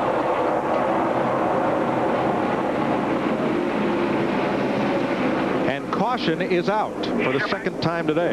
Yay, Matt. And guess who will get the free pass and the pardon? Oh, Matt let me Kenseth. guess. Our point leader. There you go, the 17 car. Gosh, he's lucky. Wouldn't you rather be lucky than good? Oh, he is so lucky. I don't know how he does it. Inside or every lap. And so is that half hour going to do it for you, or we need to do some more work on it? Which way was it? Did we take it out there, or did it stay the same? Now, just to clear things out, he cannot pit with the lead lap cars. He has to wait to the lap down cars, and he will have to restart this race at the tail end of the longest line, but he's back on the lead lap. I'll take that, DW. I like it. I'm happy again. Old 17 is smiling again. Debris on the back straightaway, likely from Rusty Wallace's transmission trouble, is what's put us under the second caution of the day. The field freezes with 13 cars on the lead lap back through Dave Blaney and Matt Kenseth to get the free pass. 150 laps complete, closing in on halfway here in Atlanta. You know, Mike, Larry, I like this. This is a good idea. Slowing these cars down, getting them behind the pace car, getting them grouped up, and then going into pits. You were just, and I do too, Darrell. I think it's a great way to go, to not only to get order to the field, but to prevent anybody having to rush, and most importantly, to get the safety gear out on track as quickly as possible. Larry, you were just in the pits 20 laps ago. Are you coming? You better believe it. 4 tires and adjustments. Yes, sir. No question. Because, again, we only have, with Matt getting back on the lead lap, we only have 14 cars on the lead lap. But, I mean, just look at the cars. If we have a lap down, we have another 9 or 10 cars that's a lap down. And they'll be fighting to get that free pass for the next caution. And Kenseth gets the free pass, so the cars a lap down. Well, 1 lap down will be Robbie Gordon, Sterling Marlin, Mark Martin, Ward and Jeff Burton, Bobby Labonte, Michael Waltrip, Joe Nemechek, Jeff Green, and Ricky Craven. One thing about this grouping the field up like this is you got to be sure you watch for the open the pit down there. Next week's NASCAR race menu brought to you by Wendy's Classic Hamburgers. It's better here. Saturday, the NASCAR Busch Series, presented by Yamaha at 12:30 Eastern on FX. And Sunday, America's Best Drivers in NASCAR Next L Cup Series racing at 1 p.m. Eastern on Fox. Here's Chris Myers.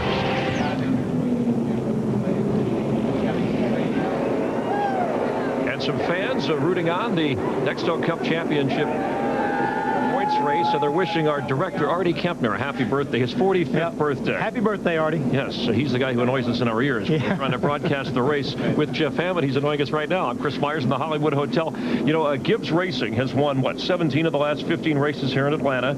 7 of the 15. Tony Stewart, the leader right now. But the story, Matt Kenseth, our points leader, who went a lap down and has worked his way back up to the lead lap and working his way up the field. What happens right now, these guys they haven't panicked. They've done their job like they're supposed to. Right now, Matt Kenseth and Robbie Reiser are on the same page on lap 132. They were a lap down on 148. They got the free pass. They're back in this race, and they've got a very fast race car as we get ready to go to pit stops. This has been a Visa race break, and let's go down to the pits and check on Matt Kenseth and the rest.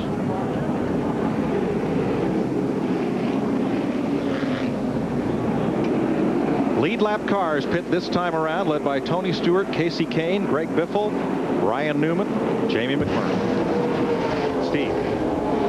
Should be a small adjustment for Tony Stewart's race car, Mike Joy. Air pressure adjustment in the left rear tire. Gooch Patterson slams some gasoline in that car. Let's go to Matt. Casey Kane says he likes the direction that they are moving with his race car. He doesn't want to make any adjustments on this stop. He wants to go a full run and see what they should do on their next stop. A good solid stop. A little bit of trouble on that left rear. He's not going to beat the 20 off pit road. It was close. Yeah, Matt, I almost believe he might have been able to pull that off, but Dale Earnhardt Jr. in the 8 car was pitted right in front of him. He kind of turned dead right before he could get going. So not only Tony Stewart and that group getting the job done on the racetrack, so far they've been perfect, almost 100% on pit road as well. You know, Larry, here's something different. They moved that guy. See how far out into the racetrack he is? That's the guy that says the pits are open. Because of the new procedure, they're being sure he usually stands behind that wall. They have moved him out there so that the drivers can see when the pit road is open. Well, we all remember all that confusion at Martinsville back in the fall. This will help, you know, solve that problem. All right, lap down cars coming in. Matt. They are going to bring Casey Kane back down pit road. We told you it was awfully close on hitting all those lugs on the left rear. Joe Krushek is going to try to hit those lugs one more time. The good thing is they have lapped so many cars today, he's not going to have too far to go to get back up to Tony Stewart. Nick? Well, Matt Kenseth has just finished his service on pit road, and he will go back on the lead lap as a result of a genuine team effort. This pit crew has performed, as always, flawlessly on pit road. Kenseth has driven brilliantly, and that's the combination that was necessary to make him the first car a lap down when the caution flag came out. That'll allow him to go around and get back on the lead lap again, Mike. Now, Mike, what they'll do, they'll leave the 9 out until there's 1 to go. They'll bring him to pit road, top him up, and that way they get the lug nuts tight, get a little extra fuel in the car. Little casual contact between Sterling Marlin and Mark Martin as they left their pit boxes. Likely no damage from that. The Golden Corral 500 presented by Gillette Mach 3 Turbo on Fox. The Golden Corral 500 on Fox presented by Gillette Mach 3 Turbo is brought to you by UPS, the official express delivery company of NASCAR. We want to race the truck. People love the truck. 154 laps complete. Tony Stewart, after pit stops, still out front of Ryan Newman, Greg Biffle, Dale Earnhardt Jr. now 4th, and Jeremy Mayfield had a great stop and lines up for the restart 5th. Steve Burns? Well, Mike, in practice on Friday, Joe Nemechek's 01 Army car wasn't as fast as he wanted it to be, so the team changed springs. Each race car has 4 springs. They put in softer front springs, and that gave that car a lot more front grip. Just one of the ways the teams can make an adjustment here in the Nextel garage. We're ready for the green flag. That's this week's Craftsman adjustment as we get a green flag, and Tony Stewart jumps right out with it. Guy on the pole, you know, guy on the restart, he ought to get the jump because he's the one that sets the pace, so he ought to get the jump. Tell you about talking about get the jump. Jeremy Mayfield in that 19 car, he made about 10 position jump on pit road. We even questioned did he change 2 or 4 tires. He changed 4 tires, but I like his pit selection right at the entrance of pit road, like Kevin Harvick last week at Las Vegas. Get there, get your work done, then all you have to do is maintain pit road speed leaving. And you see who his neighbor is, don't you? Kevin Harvick. Kevin Harvick. So they liked it too, Larry. Casey Mears, 6th place and coming. 1.5 seconds off the lead, just ahead of Kurt Busch, Jimmy Johnson, and Jamie McMurray as he battles Jeremy Mayfield for 5th as you watch from Mayfield's back bumper. You just listen to the audio from Jeremy Mayfield's car right there. I mean, they're just out of the throttle about 1/2 of a second. Yeah, on these new tires, you're going to be perfect. That's about it. That's some pretty close racing right there, boys. A long way to go to be beating in Vegas like this. Nice and smooth. Coming back outside. Clear. Go get them. Nice and smooth. Hit your marks now. Cheerleading. No substitute for it. Pumping that driver up. You got to encourage the driver.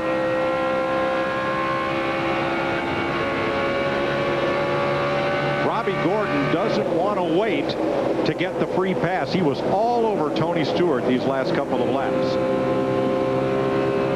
Guys, one of the things I'm noticing right now, leader Tony Stewart, for example, as well as guys like Greg Biffle and Dale Earnhardt Jr. have just run the fastest laps of the race right after this last pit stop. So these guys are making adjustments to the race cars and making them faster as we go along. I think also the racetrack is cooling down just a little bit. It's getting overcast. The track's going to have more grip with those fresh tires. I think that's another reason we're probably going to see even quicker and faster speeds later on in the race. May see a caution as, nope, looks like Kevin LePage is going to make it all the way around. He's down on the apron. Brendan got the wall real hard off turn 4 then. 77 car. It was real crowded back in there, and I don't know if he got shoved up there or not, but he gets that bad boy a little sideways right there. Whoa! Yow, and there's our point leader. In the grass with 2 wheels. You know, just making it interesting.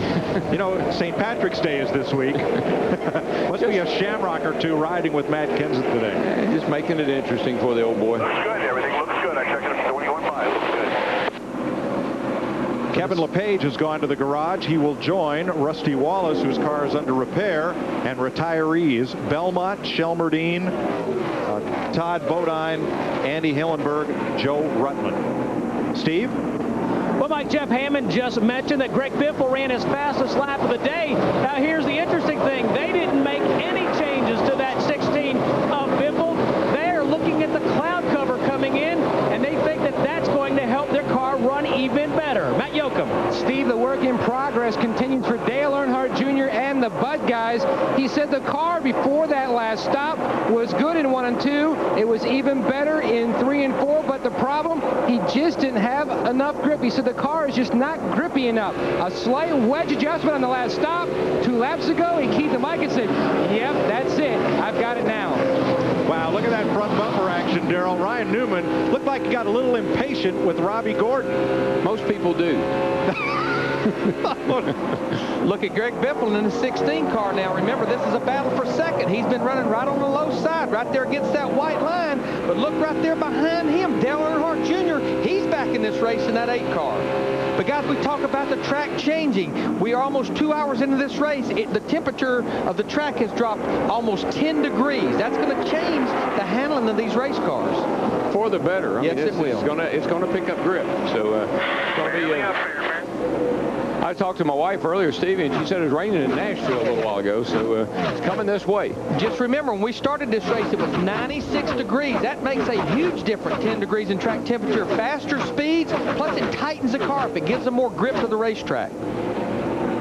Robbie Gordon, after trying to get to Tony Stewart, then tried to hold off Greg Biffle, and now he's moved to the high side, and Biffle gets by, but as they say, watch this. I've seen that before over here. Remember down here last year, Junior spun Ryan off the corner there last year, right? That very same way. That's that line, that's that crack in the track I'm talking about.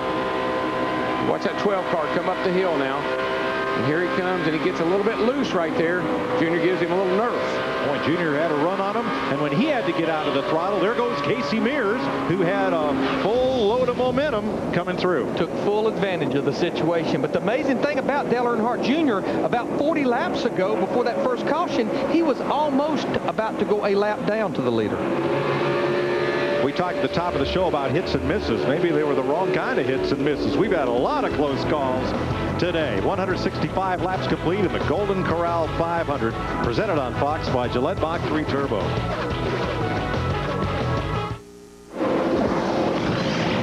Mach 3 Turbo Champion invites you to enter the Gillette Young Guns Challenge. Each week, a lucky fan will win $5,000. Go to GilletteYoungGuns.com for details. Tony Stewart, our leader at 171 laps, but there's a big bullseye closing in his mirror. I know a young gun that's about to lead this race, and it's Casey Mears in that 41 car. His car works good on the bottom. It works good up top. He pretty much can run that car anywhere he wants to. The biggest thing this kid has going for him right now, confidence. Well, he's got that, and he's using it. Got a fast car, too. Look at him right around. He's in the Tony Stewart lane right there, right around the bottom of the racetrack. And look at them side by side. Casey Mears wants to lead this race.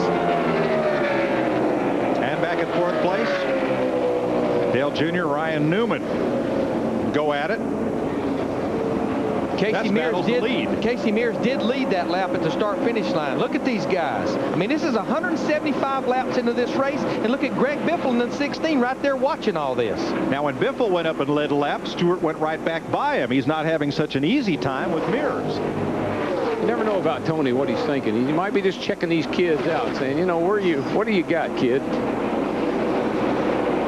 But just look right there. All 3 makes represented. 1, 2, 3. Dodge, Chevrolet, and Ford.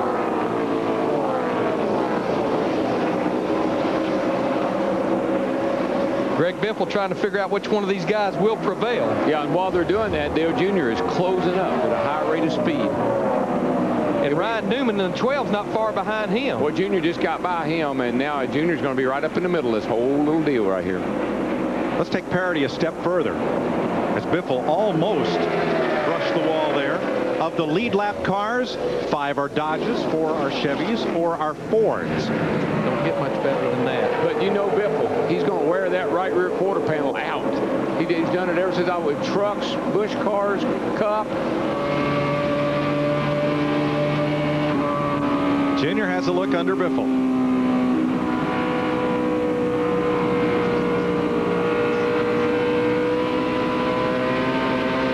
Having a look and having the spot being two different things, Darrell. Yeah, he had to get up out of the throttle, and here comes Ryan Newman right back underneath him going down into turn 1. So he's going to have to regroup.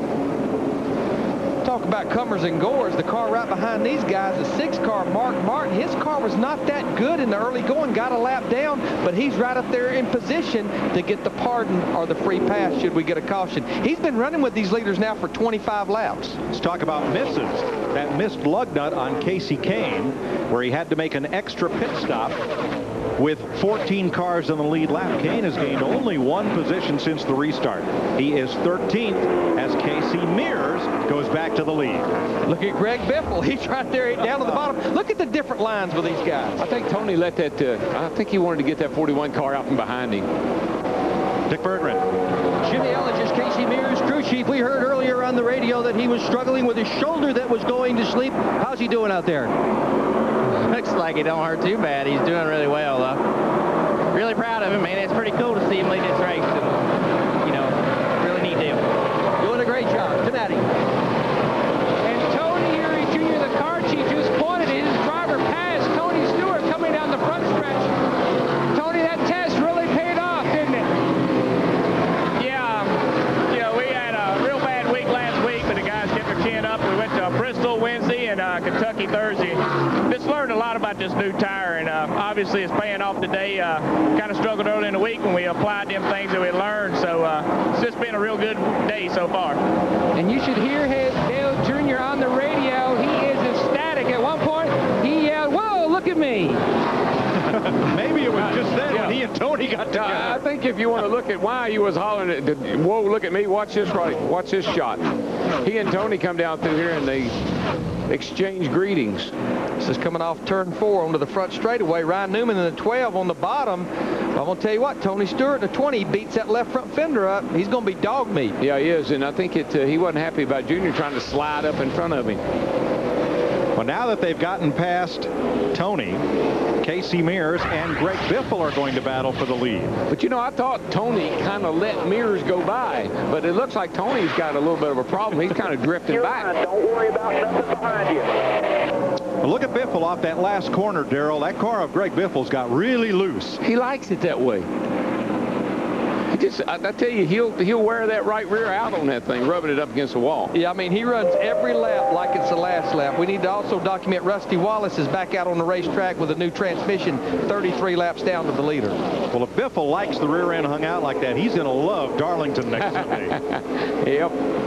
It's going to be interesting to see how the safer barriers down there affect the racing, because they've taken away 26 inches of groove of racetrack.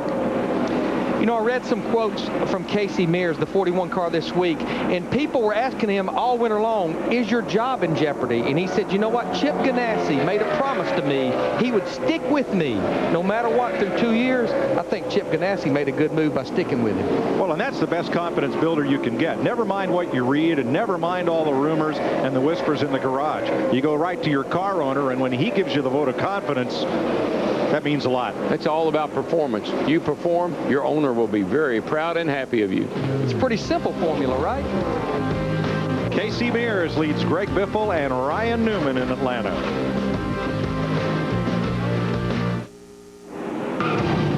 The Golden Corral 500 on Fox is presented by Gillette Mach 3 Turbo Champion, the only razor used by the Gillette Young Guns.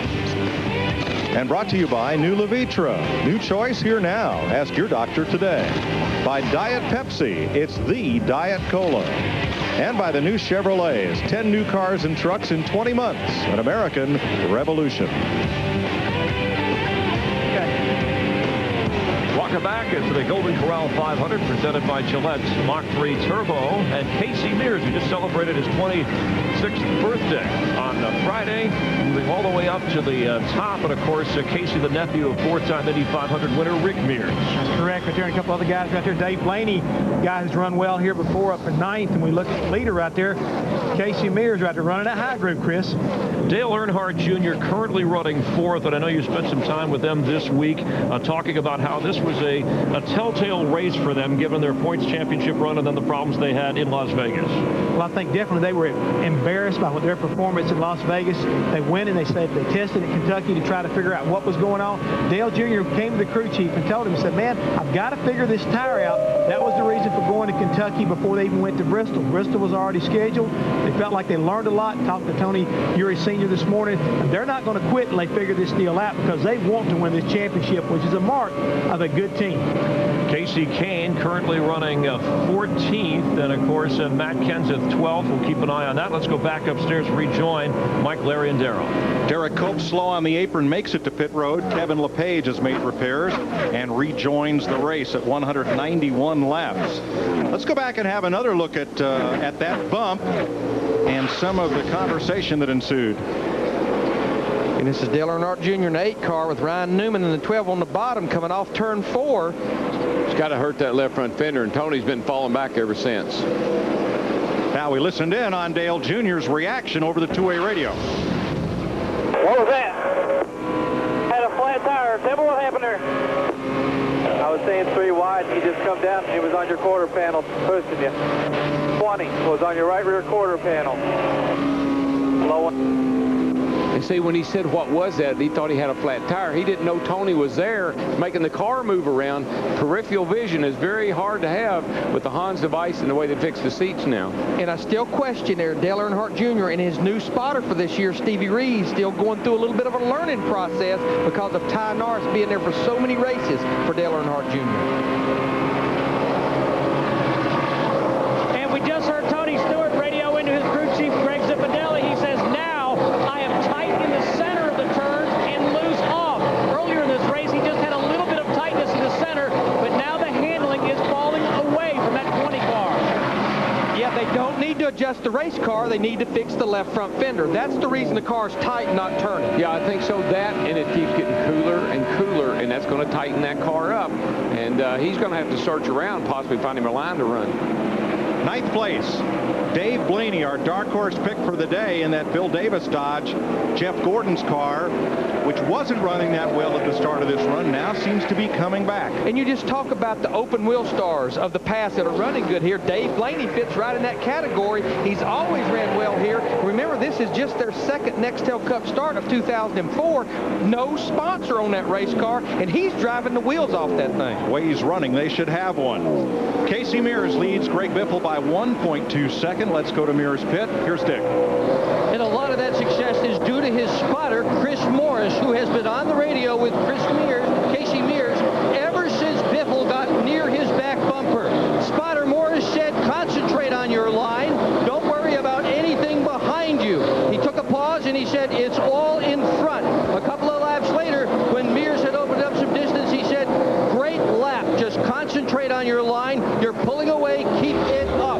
So spotter Chris Morris is helping Casey Mears, the leader, by just coaching him and telling him exactly what he has to do. And Mike, that's to look through the windshield and not in the rearview mirror. Good advice, Dick. Right side of your screen, 7th place battle. Jimmy Johnson, Tony Stewart go at it. Huge crowd here at Atlanta. I think the biggest March race crowd I've ever seen. Governor Sonny Perdue among them. Interested spectator. Hosted a lot of the NASCAR folks at the state capitol on Thursday. I don't think they did any laps around the dome, but I know there were a few that wanted to. A pretty nice reception from the state of Georgia as we come to Atlanta here. Steve Burns. With Greg Biffle's crew chief, Doug Richard. Doug, I just heard you say you're going to stop at about 15 laps. What will you adjust to that race car, that 16? Well, I'm not sure what I'd change on the car. Seems like when the sun's out, I'm a little looser, and as soon as I get cloud cover, I'm a little bit tight.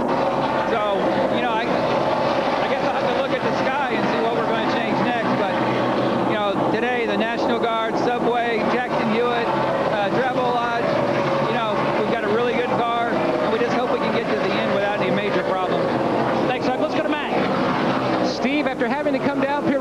second time to hit those lugs. Casey Kane restarted 12th. He has since dropped back to 14th. The problem, no adjustments on that last stop. He felt like he had the car in the area that it needed to be. Now it's skatey, way too loose. He says he can't even hardly turn the wheel.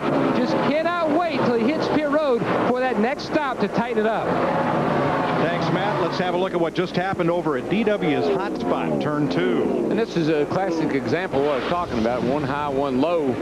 See the kind of that, it's not a big deal, but it's a crack in the track right there, and he pushes right up into the car on the outside. Fortunately, these two cats were able to hang on and save it. And Darrell, it looked like Jeff Burton in the 99 was on the verge of being very loose to begin with, and he just made him looser. Man, this cat here is checked out. Casey Mears at 199 laps, 1.1 seconds up on Ryan Newman in the Golden Corral 500.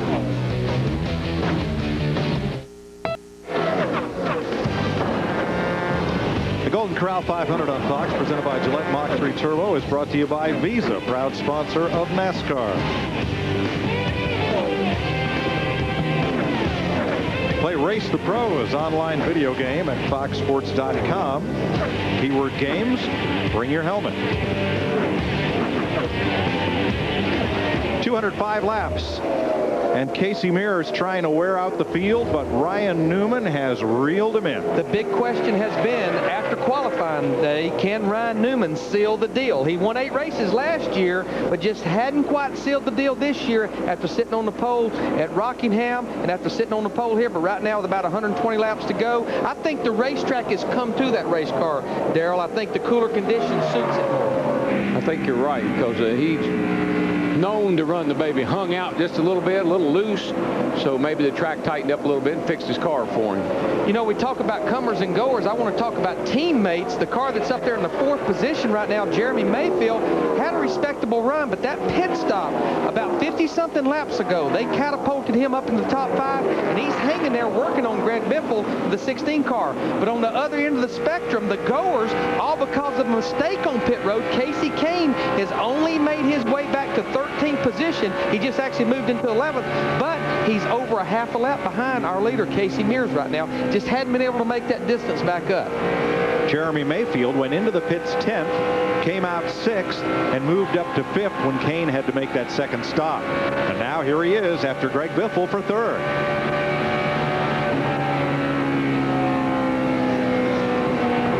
Driving off into turn 1 this late into a run at 190 miles per hour on old tires.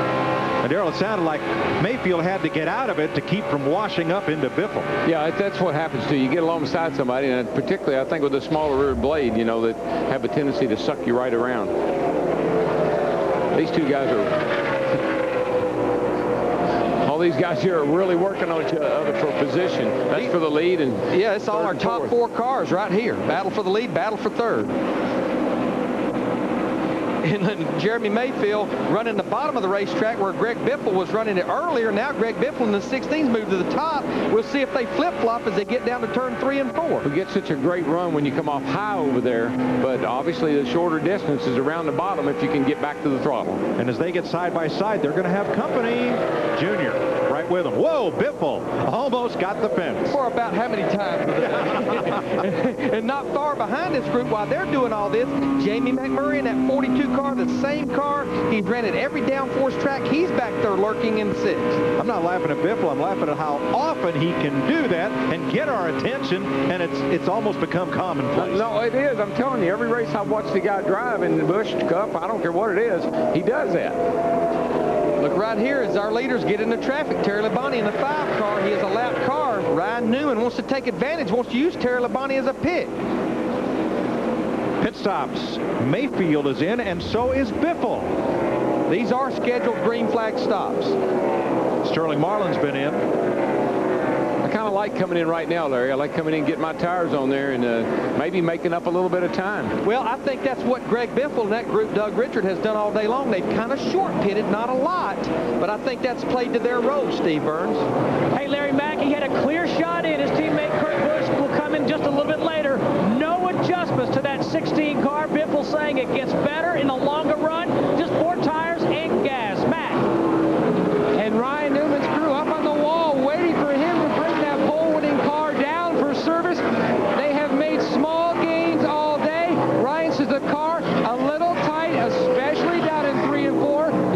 possible wedge adjustment as George does make the wedge adjustment. As they come around to the left side, Joe Piet going to work on the left rear, Terry on the front to Steve Burns. Well, Matt, we said Tony Stewart lost the handle on that car during that last run. They just made a wedge adjustment. Tony said, how did the car get that bad? His crew chief, Greg Zipadilli, said we took a half a pound in the right rear. Tony said, take it back out. Dick. Jeff Gordon has just left pit road. He did hit the wall a few laps later and has basically said all day that he does not like the car. It's awful for him. Casey Mears is going to be coming down pit road very shortly. Jamie McMurray in, and so coming out of the pits is Kurt Busch. Jeannie? Well, the 48 of Jimmy Johnson saying he's free in, but more free off than he has been. So they're talking about air pressure adjustments to that right rear and fuel. Leaders in, Dick. Casey Mears in. He is having the best in front of his entire 40-race career today. A legitimate shot to win it. The crew knows it's up to them right now. No mistakes, and they're having a tough time on the left side. Jack doesn't pick the car up. Oh, what a slow pit stop. The Jack just didn't get it up. Dale Earnhardt Jr., the 8 car, he is the leader. He will get his 5 bonus points, and he's going to run another lap or 2. Matt Young. Casey Kane comes to a stop. Look for an air pressure adjustment. Remember, we told you earlier that Casey's Dodge was extremely loose. He could barely hold on to it. A little slow on the right front for Jim Pullman. A little bit of trouble. He catches back up to Joe Khrushchev. Decent stop, and he's down and away. 15 even. Good comeback for these guys. Dale Jarrett, Joe Nemechek, Dave Blaney, Jeff Green, all on pit road. Johnny Sauter. Here comes Dale Earnhardt Jr. in the 8 car, the Budweiser car, for his green flag stop. These are all scheduled green flag stops, 4 tires. Kyle Petty coming in with him. Brendan Gaughan also on pit road, and this is the 3rd time today that we have cycled through green flag pit stops.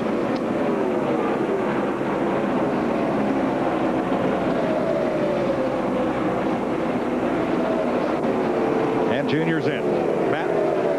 Junior pits lap 216. He said the car was a little bit tight, but not bad.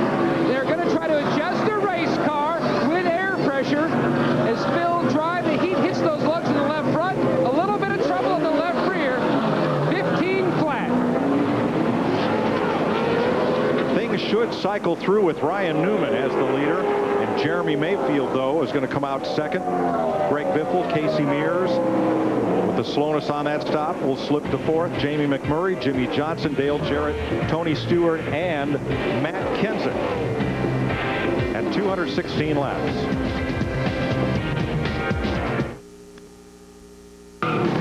The Golden Corral 500 on Fox, presented by Gillette Mach 3 Turbo, is brought to you by Aaron's Sales and Lease Ownership. Let Aaron's drive your dreams home today. By Quaker State, the power to reduce friction. And by the new Chevrolets, 10 new cars and trucks in 20 months, an American revolution. At 222 laps, here are the Chevy point leaders, where those drivers would leave today in the points if they retain their current positions on the racetrack. Stewart, Earnhardt Jr., and Gordon.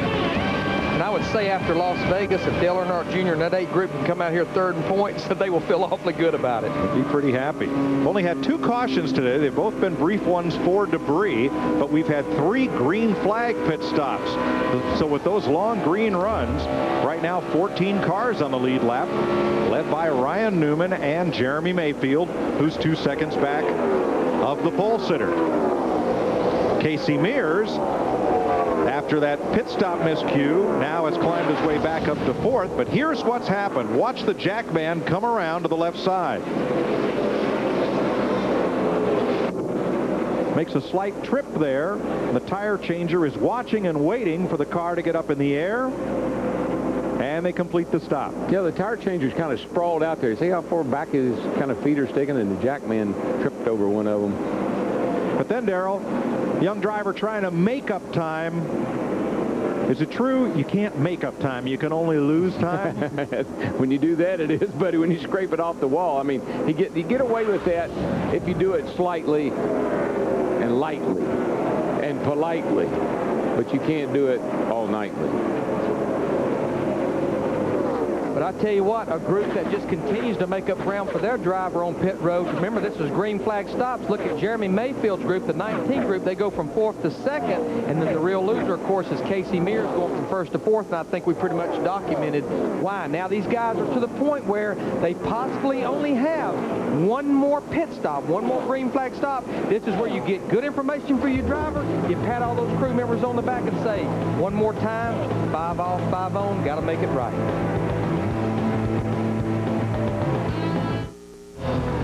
.232 laps complete in the Golden Corral 500 presented on Fox by Gillette Mach 3 Turbo.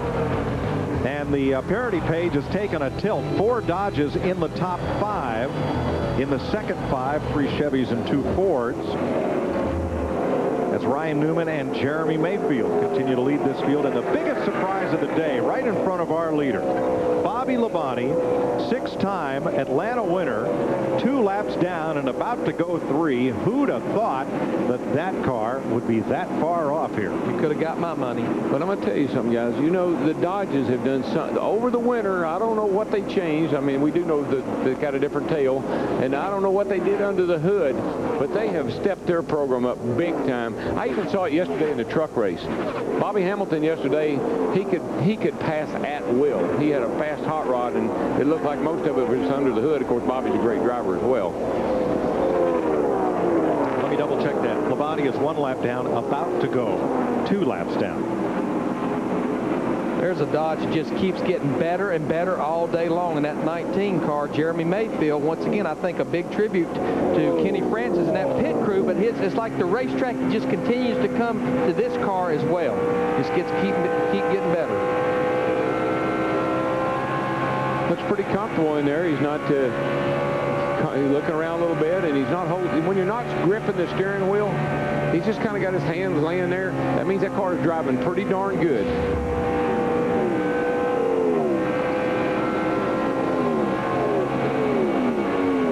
And smooth. Behind him, Biffle, Mears, McMurray, and then Junior, who apparently you've heard all weekend long about what they did this week to overcome the troubles in Las Vegas. And Junior could leave here 3rd in points, which after last weekend wouldn't be too bad. He'd trail Kenseth and Stewart by 112. That's not bad considering what's happened over the last 10 days. And you got to remember something, folks. We got basically a 26 race season. You're going to run 26 races, then you're going to clean the slate. To throw a caution flag. Yeah, so everybody up. Doesn't matter how far ahead Matt Kenseth might be, as long as you're in the top 10, you got a shot. And with only 26 races, the number of mulligans you have is not very many. Dale Earnhardt Jr. probably used his only one he can use. Now Kenseth is, and you've read this page before, quietly climbing his way back up through the field. He got himself back on the lead lap after spinning entering the pits, and now he is up to 8th place. But Dick Bourbon, the problem is he's 20 seconds behind the leader. He's one of the cars that has to have a caution to get caught up. Yeah, but not to worry about Matt Kenseth. That Ford is hot and it's been fast all day. And hear this, Henry Ford ran 1 race in his entire life. It happened in 1901, and Henry won the race. $1,000 went to him, but more importantly, the intention of investors who sent money his way. Between the prize money and the investors, he got enough money from winning that race to start the Ford Motor Company. For over 100 years, Ford's been racing ever since. And Ford's had a great 2004, winning the pole for the Daytona 500 and 2 of the first 3 races. If you haven't looked at a Ford lately, look again. They've looked at the back of that Ford a lot this year. They've seen the word Lexan a number of laps, especially at Rockingham last week at Las Vegas. Yeah, and of course, we still got a good ways to go here. Another green flag stop, so this thing is far from over. Meanwhile, Casey Kane has picked up 1 spot, moving past Dale Jarrett on this lap. Mike, this happened to him last week, if you recall. Middle of the race, 3/4 way through the race, kind of fell back mid-pack. Had a problem in the pits last week. Kind of fell back mid-pack. But when the caution came and they were able to get him back up front, he was right there trying to win the race. You spent some time with him this weekend. What kind of sense do you get of Casey Kane?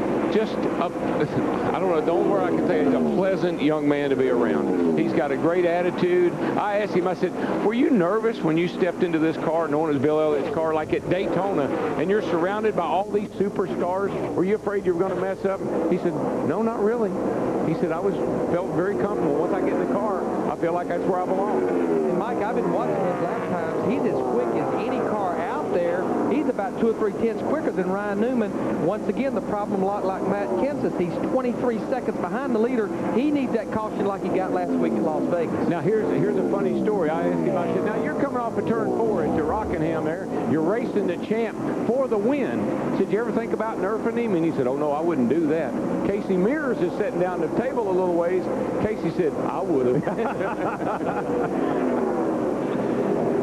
All right, the last 2 cars on the lead lap as Ryan Newman has now gotten past Bobby Labonte to put Labonte now 2 laps down. Last 2 cars on the lead lap, 13th and 14th, Kurt Busch, the 97, and Jeff Gordon in the 24.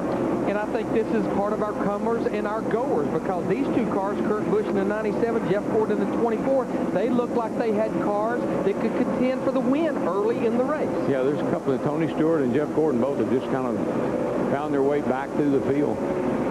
For whatever reasons, pit stops, bad adjustments, weather, something has affected those race cars. Now, ahead of these 2, Dave Blaney is 12th, Dale Jarrett is 11th. Let's get an update from Jeannie. And crew chief Mike Ford telling his driver, Dale Jarrett, look, one more stop, and it'll be a welcome one for the 88 car. Just starting to get loose, but it's kind of been his problem all day. It's just starting since this recent pit stop. Before he came in, he said the car had a really bad feel. But it is feeling better, but of course it is all relative. It is still loose all the way through. Thanks, Jeannie. Kurt Busch, kind of like his teammate Greg Biffle, has found his way to the edge of the racetrack, exiting 4. That was a little harder lick than we've seen some of those other cars like Casey Mears and even Greg Biffle hit that wall. When you see them rock, that means the tires are trying to go up the wall. They bounce off the wall. Casey Mears, Jamie McMurray, 2 Dodges fighting for 4th.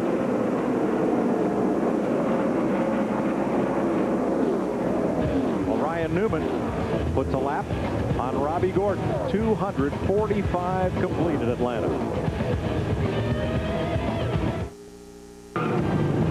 The Golden Corral 500 on Fox is presented by Gillette Mach 3 Turbo Champion, the only razor used by the Gillette Young Guns. Caution is out for the 3rd time today. Jamie McMurray had his foot to the floor and the engine grenaded. He has coasted to the garage. Cleanup crew is out on the track, and the leaders come to pit road, led by Newman and Mayfield. Dick. Jeremy Mayfield says that he's going to take 4 tires. The car feels pretty good. It's a little pushy when he's on the gas coming out of the corner. So far, so good on this pit stop. No mistakes at all. A terrific run for Mayfield. He started in 16th position and pitted in 2nd spot. Steve Burns. Greg Biffle on pit road. They're going to take 1 pound out of the right front inner liner on that 16 of Greg Biffle. He has a clear shot out. Matt. Leader Ryan Newman working on his first top 5 finish since Rockingham last November. Slight air pressure adjustment, slight wedge adjustment. It's going to be close whether he beats the 19 up. The car needed to be a little more free. I tell you, that 19 car, that pit Larry is working for him. He was out of his pit box before other people even got in. I mean, your pit selection is by how you qualify. I got to believe people are going to start looking hard at these pits. They're down near the entrance of pit road. It's a great place to be on the caution particularly. And Steve, what do you think?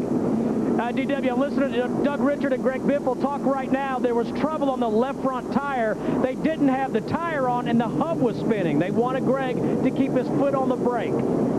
Guys, I'm going to tell you who this caution was a huge benefit for. Casey Kane in that 9 car, and people like Matt Kenseth in the 17 who needed to make some ground up. Also a huge break for Jeff Gordon and Kurt Busch, who was just about to go a lap down. Here's what happened to put us under the 3rd caution of the day at lap 246. Watch the 42 of Jamie McMurray. Just had passed his teammate for about the 4th or 5th position. But, Darrell, this is in that getting close to that last 100 miles. We talk about 500-mile races.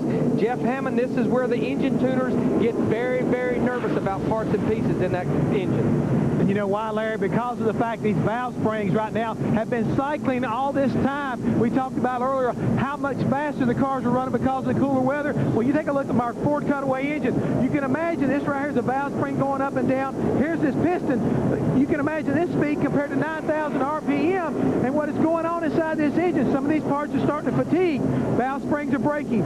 Possibly a rocker arm, piston failures, any number of things in the last 100 miles can get you here at Atlanta because you carry so much of a consistency of high RPMs around this entire racetrack. Remember last time we raced here, Jimmy Johnson, 20 laps to go, had a strong car, broke. So you got to be careful to make the end of this race, guys. Thanks, Jeff. Jeff Gordon has come back in for a second time. Yeah, they're checking the toe, and apparently he's scraped the wall or gotten into someone and thinks he knocked the toe out, and the car's not driving to suit him, so they were checking it. Now, Ward Burton would get the free pass. However, Ward pitted with the lead lap cars, not the lap down cars. We'll see how that turns out.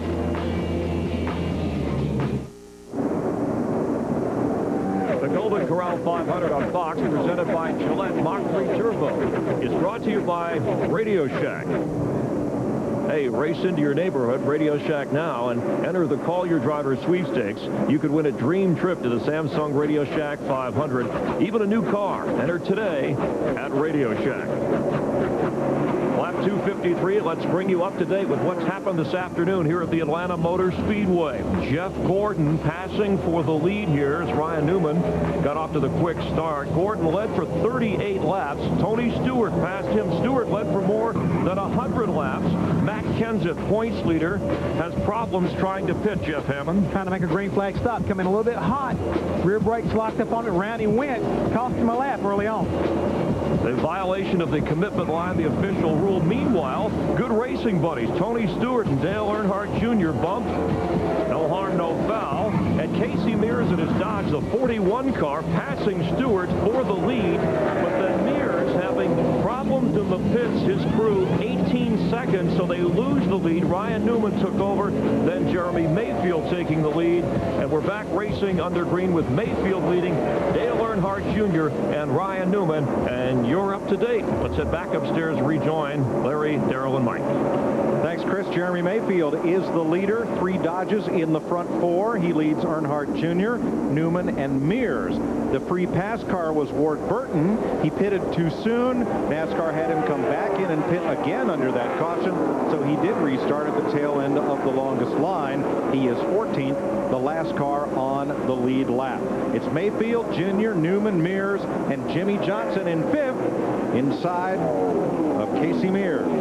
Hey, that's another car that has really done a good job. Chad Canals and that group, the 48 car of Jimmy Johnson, they've kept up with the racetrack. They've been back there from about 5th to 12th all day long. And I think you see that little orange tape on the nose there. They put a little tape on the grill as the temperatures went down. They were able to do that. That gives a little bit more downforce. And he looks pretty racy right now at coming here with less than 70 laps to go. We should also give Chad Canal some credit for his management on pit road as well. He's played the part of traffic reporter of the pits. Overcautious, and can you blame him after last week's collision with Kevin LePage? Now the 48 car a touch too tight as it came in for its last stop. Got an air pressure adjustment, especially that right front, and they bumped up the spoiler. So far, no complaints from Jimmy on this run. Casey Kane with Matt Kenseth, the point leader, coming into the picture, and the 41 of Casey Mears. Now, Larry, they stopped with about 75 laps to go. Will that be their last stop today? I was going to say, the plot has thickened here. It was going to, without that caution, it was going to even out to where everybody could do it on one more stop. They can only run about 55 to 60 laps on fuel. Everyone's going to be short, so the question will be fuel, right side tires. Don't forget, those left side tires have been working mighty hard, too. Matt Yoakum, what are they saying in Dale Earnhardt Jr.'s pit? 2 issues for Dale Jr., Larry Mack. One, he said when he was on pit road, the car is filling up with smoke for some reason. Other than that, I like the way it's handling. The other bad news, he is 10 laps shy on fuel. But I think every everyone is. I don't think anyone, Daryl has taught me, never say never, but basically on walking through the garage this morning, no one can come close to running 77 laps on fuel. I might even agree with you on that one, Larry. I figured. but you don't have to get the calculator out. There's going to be one more cost. It's standing by, though. I have to work on it. I'll let you know. Junior giving a little wave to Robbie Gordon. Thank you for letting me go. Gordon is not on the lead lap. Junior is. That's a nice 5-digit wave. Tony Stewart coming back. Bessie Casey Mears for 7th place. Steve Burns, I'm Stewart. Hey, Mike, 4 laps before the concert came out, Tony Stewart told his team this thing is plowing so badly we're going to knock the fence down. He said it's like a skateboard off turn 2. When he came to pit road, what they worked on was pulling out a fender that was banged in.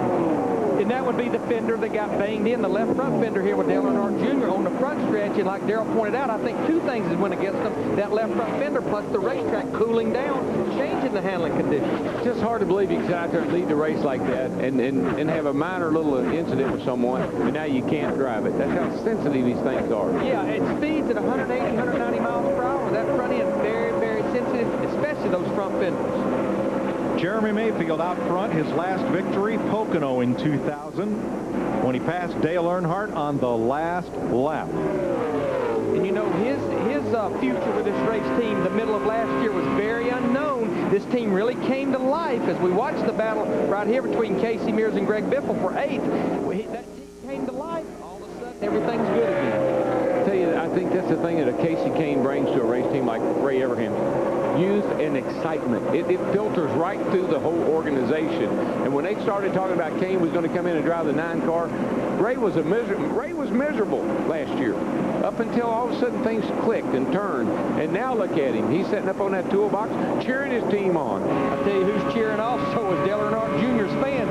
All of them are standing here as he goes up there to battle Jeremy Mayfield for the lead of this race. Yeah, Junior's going to be okay if his car will stay good. It seems like he falls off more than some of the other guys does as the run goes along. Friday, after qualifying, Junior sounded a little tired and a little frustrated. He mentioned he hadn't been home in 2 weeks.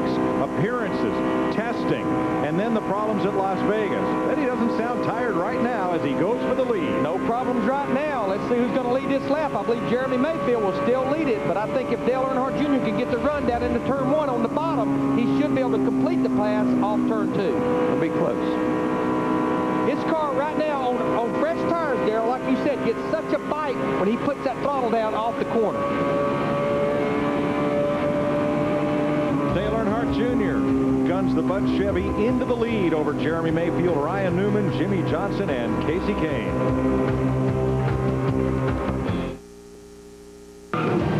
The Golden Corral 500 on Fox, presented by Gillette Mach 3 Turbo, is brought to you by Nextel. Coast-to-coast walkie-talkies in under a second. NASCAR and Nextel, partners in speed. By Napa Auto Parts. Napa, get the good stuff. By Papa John's Pizza, better ingredients, better pizza. And by WebMD, redefining modern medicine.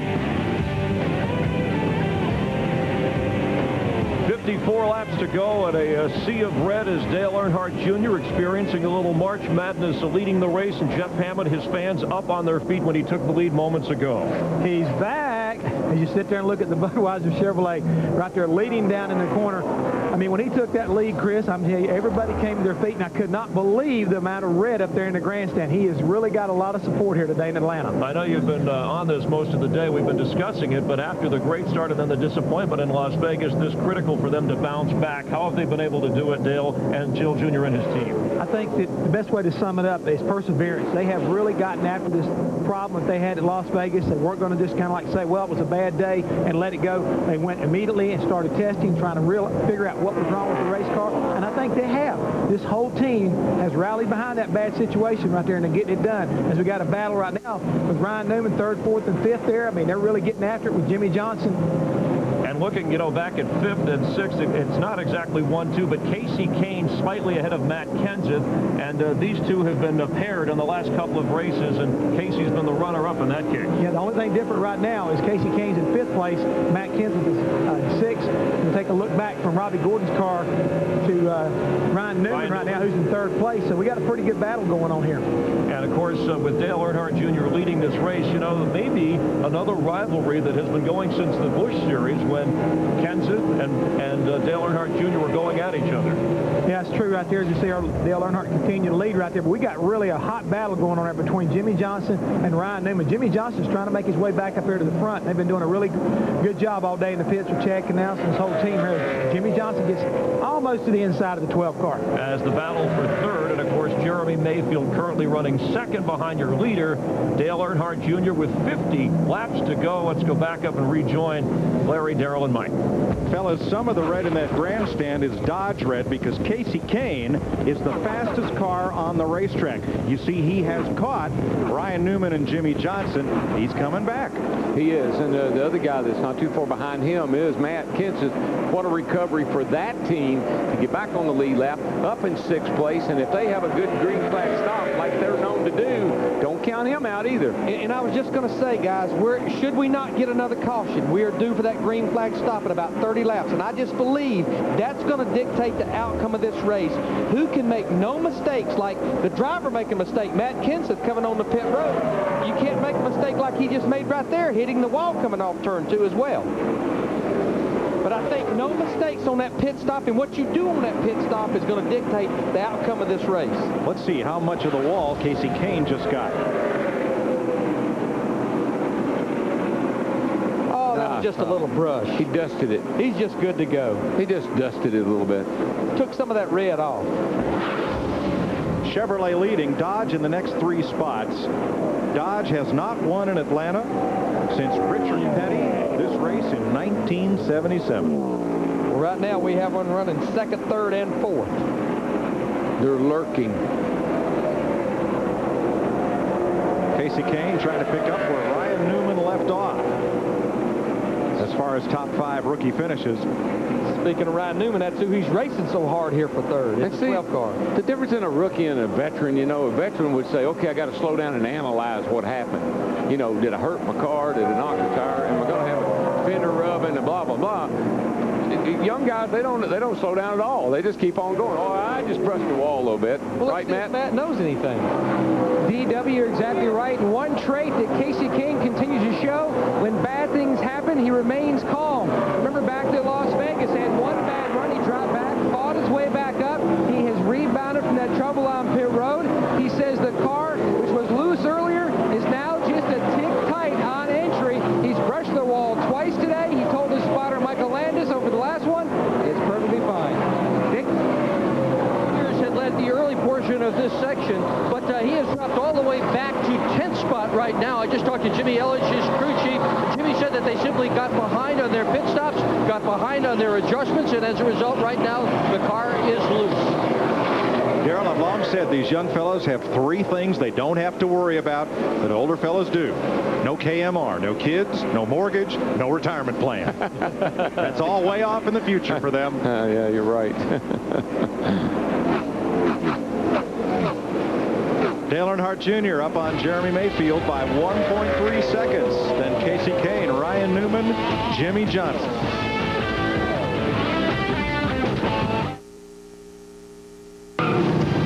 The Golden Corral 500 on Fox, presented by Gillette Mach 3 Turbo, is brought to you by Sunoco, the new official fuel of NASCAR. Good enough for NASCAR, good enough for your car.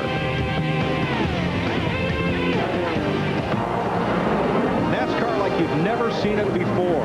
NASCAR IMAX 3D. The grand premiere 1 week ago in Los Angeles. And now it has shattered all records for an original IMAX movie in its first week in screens near you. The avid fan is going to get closer than they ever have been. And then the casual fan is, one, going to get a bit of an education about things and see some stuff that, the basics of our sport's about. IMAX NASCAR 3D. Hats off to Simon Windsor, Neil Goldberg, all the folks involved, because I was blown away. You see things like you've never seen them before, and to see them in 3D, it just jumps off the screen at you, and it's 45 heart-pounding minutes. Worth a ticket. Yep, we got 125+ thousand people here today that'll vouch for that. This is an exciting sport to watch. Dale Earnhardt Jr. has opened up a 1.9-second lead on Jeremy Mayfield, Matt, with 1 pit stop to go. And that pit stop could be very crucial for Dale Jr. getting back to victory lane. Walt Smith, you rallied the guys, you gave them a pep talk. What did you tell the Bud guys? Basically, I told them that they've had an awesome day in the pits all day, and I don't want them to rest on their laurels. They're going to be remembered by what they do on this last pit stop. We went over all different scenarios. If it's gas only, if it's 2 tires, if it's 4 tires. I told them whether it's caution or a green flag. I told them what to expect, what each guy had to do, and I said above all to relax and not make any mistakes. Dale Jr. told me in Daytona his goal this year, 5 wins. He knocked off number 1 at Daytona. He told me this weekend maybe number 2 will come here. He's never won here in Cup. And Mike, Darrell, for so many years, it was the crew chief that came off the box and gave that pep talk. He's the defensive coordinator talking to his defensive line. The offensive coordinator talking to his offensive line, knowing Jeff Hammond that this race can be won or lost on that last pit stop. Most definitely it can. The thing I find more interesting right now is what Walt Smith alluded to. Maybe a gas and go, maybe only 2 tires, but Larry, this close to the end, gas and go is real profitable. Well, and that's the reason that you have the pit crew coach to worry about that pit crew right now. The big decision of what to do, that's what that crew chief has to be thinking about right now. I'd be a little bit concerned, though, with the tire wear. I think that we've been getting, particularly on the right rear. I have to take at least 2 tires. I believe I could get 2 can of fuel and still be okay. And what you have to be careful, Darrell, Atlanta, for whatever reason, it's just atrocious for changing the handling characteristics of the race car, changing just 2 tires. Yeah, you almost have to make an adjustment with it. He's got these guys. I mean, it's not like you're out there all by yourself and you can kind of do what you want to do. You still got to be smart and make the right call here. About 16 to 20 laps to pit for the leaders. You'll see it come through again on the crawl at the top of your screen. Remember the second green flag pit stop and the difficulty during those stops the leaders had with cars on fresh tires being so much faster than them. I've got to agree, Darrell. I'd want tires. Yeah, I know I'm going to take 2. I got to take 2. I think you can give me 2 tires. I got to have a can of fuel. I got to at least have 1 whole can of fuel. So I believe you can give me 2 tires and a can of fuel. Yeah, well, these guys can change right side tires in about 7 seconds. I need you there for about 5 seconds of fuel. The 2 tires are almost free.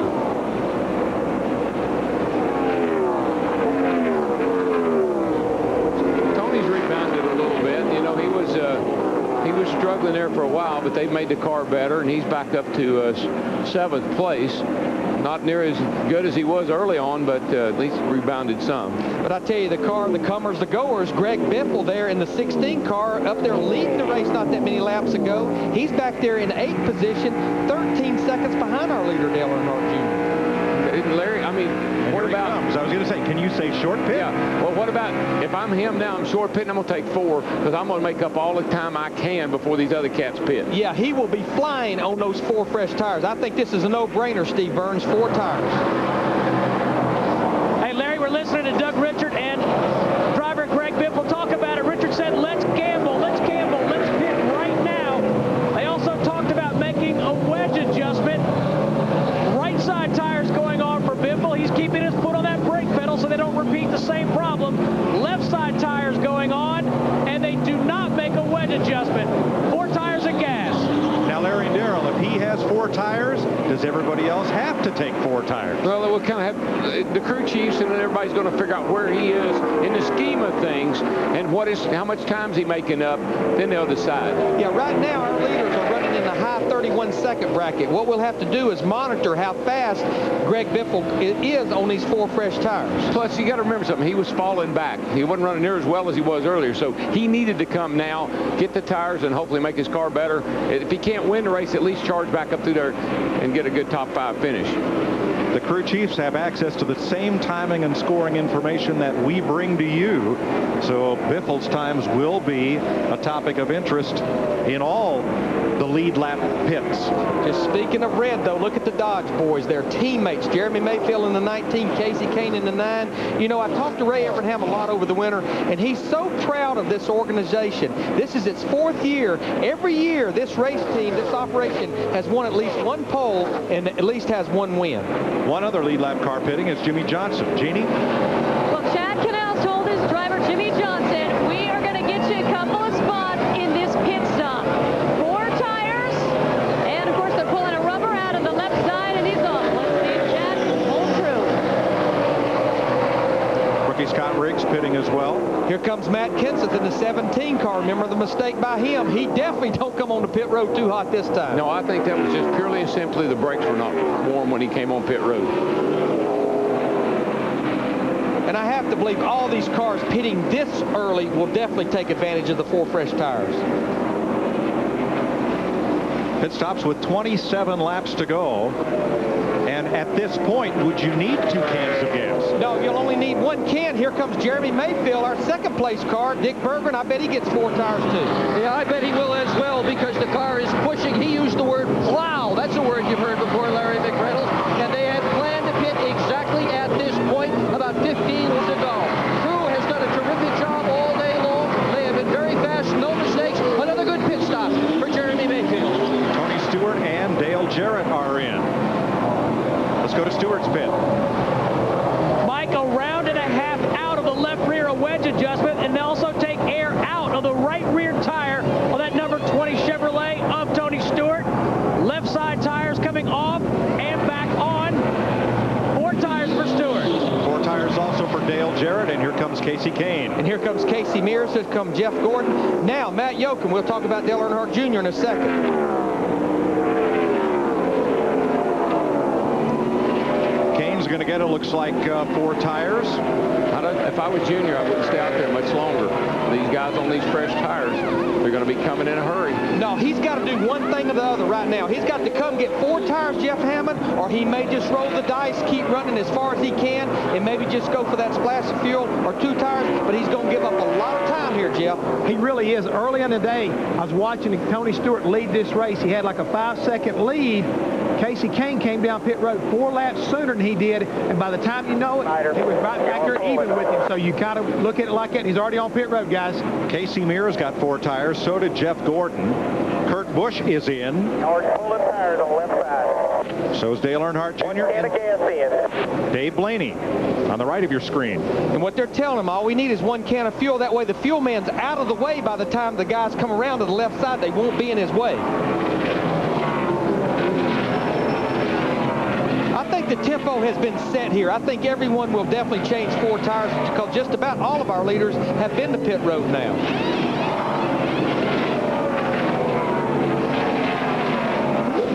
Now, Ryan Newman in the 12 car, he has assumed the lead. Now, he would be the person, Darrell, that either has to come to pit road now or get those 4 tires, or is he going to be the one to roll the dice, as they have done many times in the past, and stay out there as long as they can? Someone has to do it, and it's probably designated to the 12. And if a caution should come out, Matt Boyle and his crew chief and his group, they would definitely be hero material. Yes, sir. Oh boy, they would pin everybody but Dale Jr. a lap down. Not going to happen, as here comes the pole sitter, Ryan Newman, into the pit lane.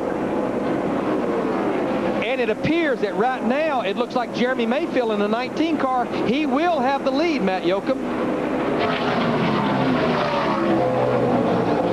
And Ryan Newman makes his way down for his final stop. No adjustments for Dale Earnhardt Jr., by the way, when he made his stop. A great stop by the 9 and the 8. Let's see if Ryan Newman's guys can pull off a stellar stop as well. They don't need a full load of fuel since they don't have to run as many laps. A good solid stop going so far by the 12 guys. No chassis adjustments for Newman. Drops the clutch as the 41 car goes behind the wall. Tough luck for him. Great stop by the 12 guys. And that would be the second Ganassi car to possibly have an engine failure. Yeah, Jamie McMurray already out with engine trouble, and now Casey Mears has coasted into the garage and likely out of the top 10 in points. Second place, make that 3rd place battle, Jimmy Johnson, Dale Jr.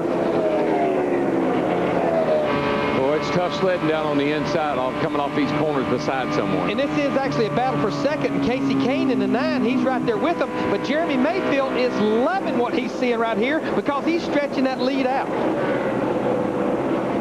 Larry, what we talked about earlier, Jimmy Johnson right there pitted early along with the 19 car, and that's what happens to Dale Earnhardt for sticking out so long. Now, these new tires may give him an advantage here later on, but right now he's got to run all these guys down and pass them. Yeah, right now Jeremy Mayfield's running 30-30s and 30-40s. These guys are racing each other at 30-60s and 30-70s with 19 laps to go. Mayfield has a 1-second lead on Dale Jr. Will it be enough?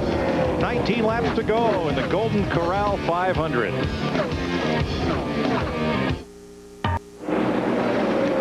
What a difference a week makes. Dale Earnhardt Jr. Off turn 2, powered past Jeremy Mayfield to take the lead. And when he took the lead, he drove off into the sunset. Right now, Dale Earnhardt Jr., he don't need anything but this race to just continue to get the laps counted. There's a couple of things we got to keep our eye on, though, guys. That 9 car is not too far behind the 19, and he is closing in a hurry. Quaker State aerial coverage. Junior, bottom of your screen. Mayfield at the top. There's Jeremy and Casey Kane closing in. Dick Berggren with Casey Mears. Yeah, he's behind the wall. Engine let go. You guys had a great run last week. Best run of your career today. How has this team come together so well? It's just awesome. You know, Target Chip Ganassi Racing has given me everything we needed to go run good. Unfortunately, we had a motor problem today, but we've been pushing Ernie Elliott Engine, those guys to give us what they got, and they've been doing that. And, with getting more horsepower and developing and learning, you're going to have problems, and my hat's off to them because they've really made some good horsepower. We just got to get back at it and try to figure out how to make them live just a little bit longer. I felt it tightening up a little bit early, probably about 40 laps ago, and just trying to baby it a little bit and try to get it home. And leaving out of the pits real hard was just real hard on it. But I'm real proud of my guys. The guys did excellent pit stops today. We got a good race team, and I'm ready to go next weekend. And this fella showed him a lot today, Mike Joy. He had a great run going. And just like Jeff Hammond pointed out, get to that last 50, 75 miles. And remember, a lot of these guys put 100 miles on their engines yesterday. It starts to show up, and trust me, these guys are still thinking hard about that these final 10 laps. Race teams are like chains. You stretch them, see what breaks. When that breaks, you fix it. Then you stretch them some more until you get all the links as strong as they need to be. Well, I know what continues to stretch out. Dale Earnhardt Jr. in that 8 car, his lead. Right now, he's in a league of his own. He's in the 30-90s. The closest thing to him is Jeremy Mayfield in the 19 car in second at a 31-20. He's beating these guys 3/10 a lap. High marks, though, to the Evernham team because as a team, they have the best performance of the day. Yes, Junior is leading. His teammate, Michael Waltrip, though, is way down the list, 25th. Yeah. Evernham's cars are second and third. The Hendrick cars are fourth. That would be Jimmy Johnson. 10th, Jeff Gordon, and 20th, Brian Vickers. The Penske cars, Newman's great, Rusty wasn't. The Roush cars, Biffle and Kenseth in the top 10. The Gibbs cars, Stewart in 8th, Bobby Labonte way down the chart, and so on. It's really been an up and down day for most of these race teams except Ray Evernham. He has them both right there, and they've been there for most of the day. Greg Biffle, Tony Stewart, this is 7th place, about 14 seconds behind the leader. And this is 2 cars that earlier in the day looked like they were going to be the car of the beat all day long. Again, I think the big turning point for Tony Stewart, the 20 car, was when he got that left front fender beat in by Dale Earnhardt Jr. here on the front stretch. Never could recover from that. Plus, I think the racetrack changed. The racetrack changed too, but I was surprised they didn't react to that quicker because we saw it from up here. It looked pretty serious. It took them a while before they recognized that. Add the Yates teams to the hits and misses. Dale Jarrett is 9th, while his teammate Elliott Sadler is 30th. He struggled all day long since the drop of the green flag. And I think the biggest thing, Mike, remember we talked about it in the beginning of the day, only 3 caution periods to make adjustments on your car besides those green flag stops. There's just not been many opportunities to fix a car that's been off. Now Ryan Newman, our pole sitter, as you have a look at Ward Burton, who is going to go a lap down. Ward's had a good day for a fellow who's been fighting the flu, and they had Jason Leffler suited up to qualify that car Friday, but Ward hopped in it and did a good job. and he's hung on to the lead lap just about all day. 3 cautions. You know, he's never had a chance to rest whatsoever. And Darrell, can you imagine running this 500-mile race with the flu and only getting 3 cautions to catch your breath? Yeah, it's tough. But you go over to the infield care center this morning, you get a couple of quarts of fluids pumped in you, and I'll tell you, Larry, you don't know. You get down in that race car, it's nice and warm and snuggly, and you don't even think about feeling bad. You just drive the wheels off of it. You forget about a lot of things. Yes, sir. You just in your own little world. 4 to go. Ryan Newman, the pole sitter, had a chance to win it, but did he stay on the racetrack too long in the final run? I think he did. You know, he was the last one to take advantage of those 4 fresh tires, and now he's 8.5 seconds behind our leader, Dale Earnhardt Jr. He's just trying to hang on for a top 5 finish, which, like Dale Earnhardt Jr., considering his run at Las Vegas, would not be a bad day. Matt Kenseth had a good day. It turned pretty ugly when he spun that car getting onto pit road, but boy, have they rebounded. Yes, they have. Not to the degree I think they would like to, but they have rebounded nicely. For the hole they dug themselves, Darrell, they filled it in nicely. That's what they do the best. They continue. Every time they have a problem, they are able to overcome it, and overcome it at the racetrack today. Kenseth is 6th of 12 cars on the lead lap as Dale Jr. continues to click off laps right on 31 seconds flat. 2 to go. 2 to go, and he has a pretty clear racetrack in front of him. I think he just needs to make sure he hits his marks and keeps his nose clean here for about a lap and a half. Yeah, he's got her on cruise right now, and a high rate of cruise, I might add. He's opened up 3.5 seconds on Jeremy. He hasn't backed off any. He keeps on hammering.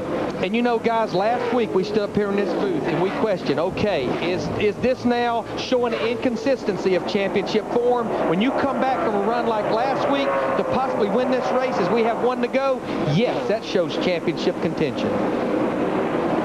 Car really, it's awesome right now. That's as good as it gets.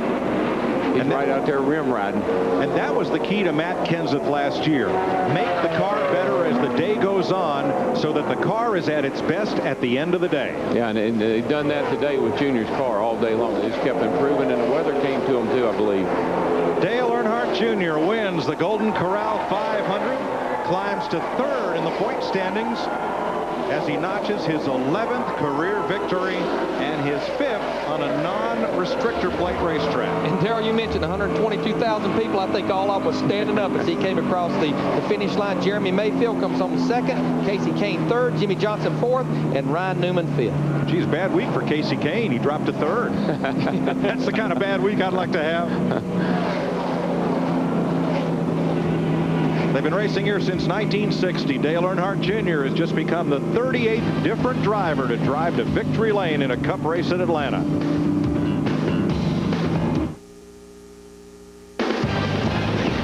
Welcome to the Nextel Post-Race Show, brought to you by Nextel. NASCAR and Nextel, partners in speed.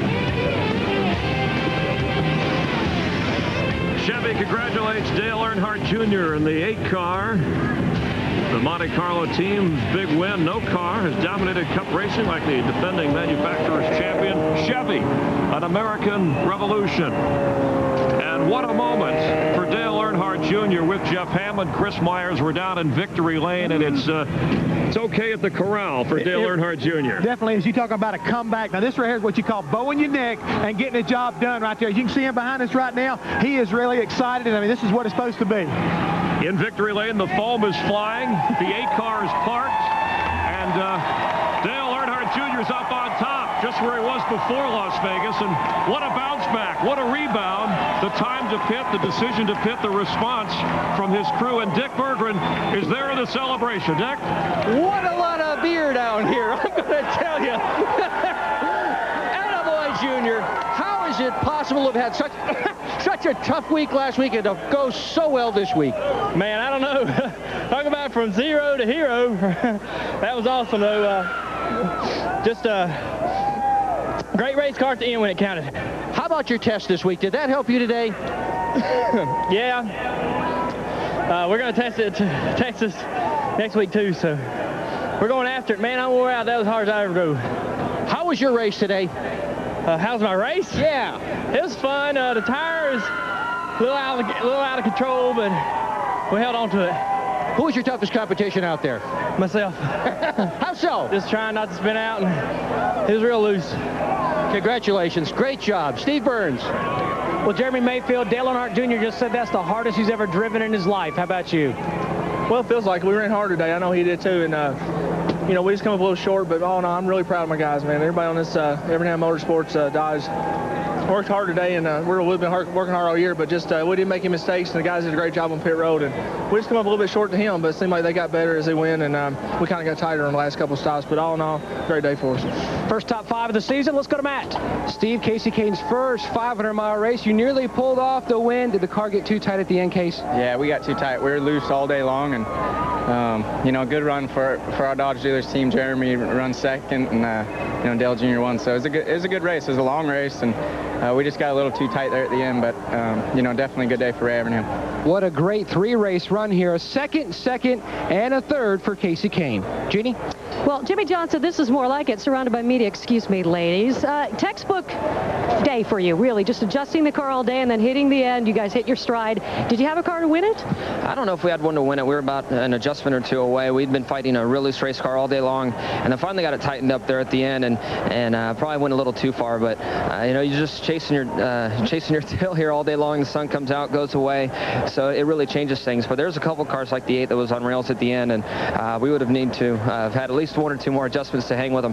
But I'm very happy for the Lowe's team. We definitely needed this top 5 today to pick us back up in points, and just want to thank everybody at the shop for working so hard all winter long, and all the guys on the team as well. All right, congratulations. That's the goal. Get back to the top 10. Guys? Dale Earnhardt Jr. has taken a seat in victory lane. He is pretty worn out. Let's listen to him as he came to the to the finish line.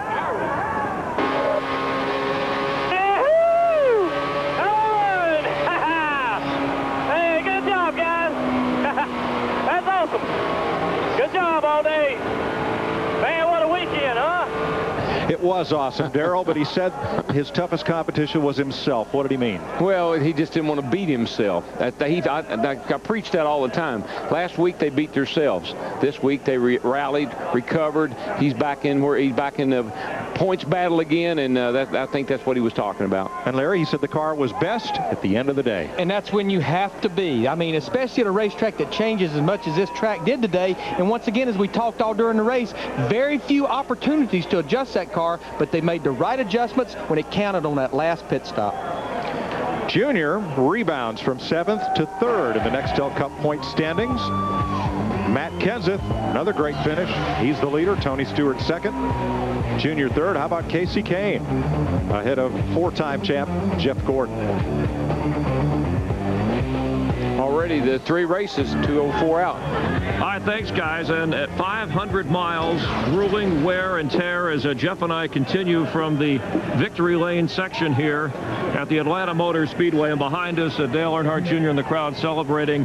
Let's talk about, again, the bounce back here. And I think there was a critical point there of when to pit. And then we saw the pit crew of Dale Earnhardt Jr.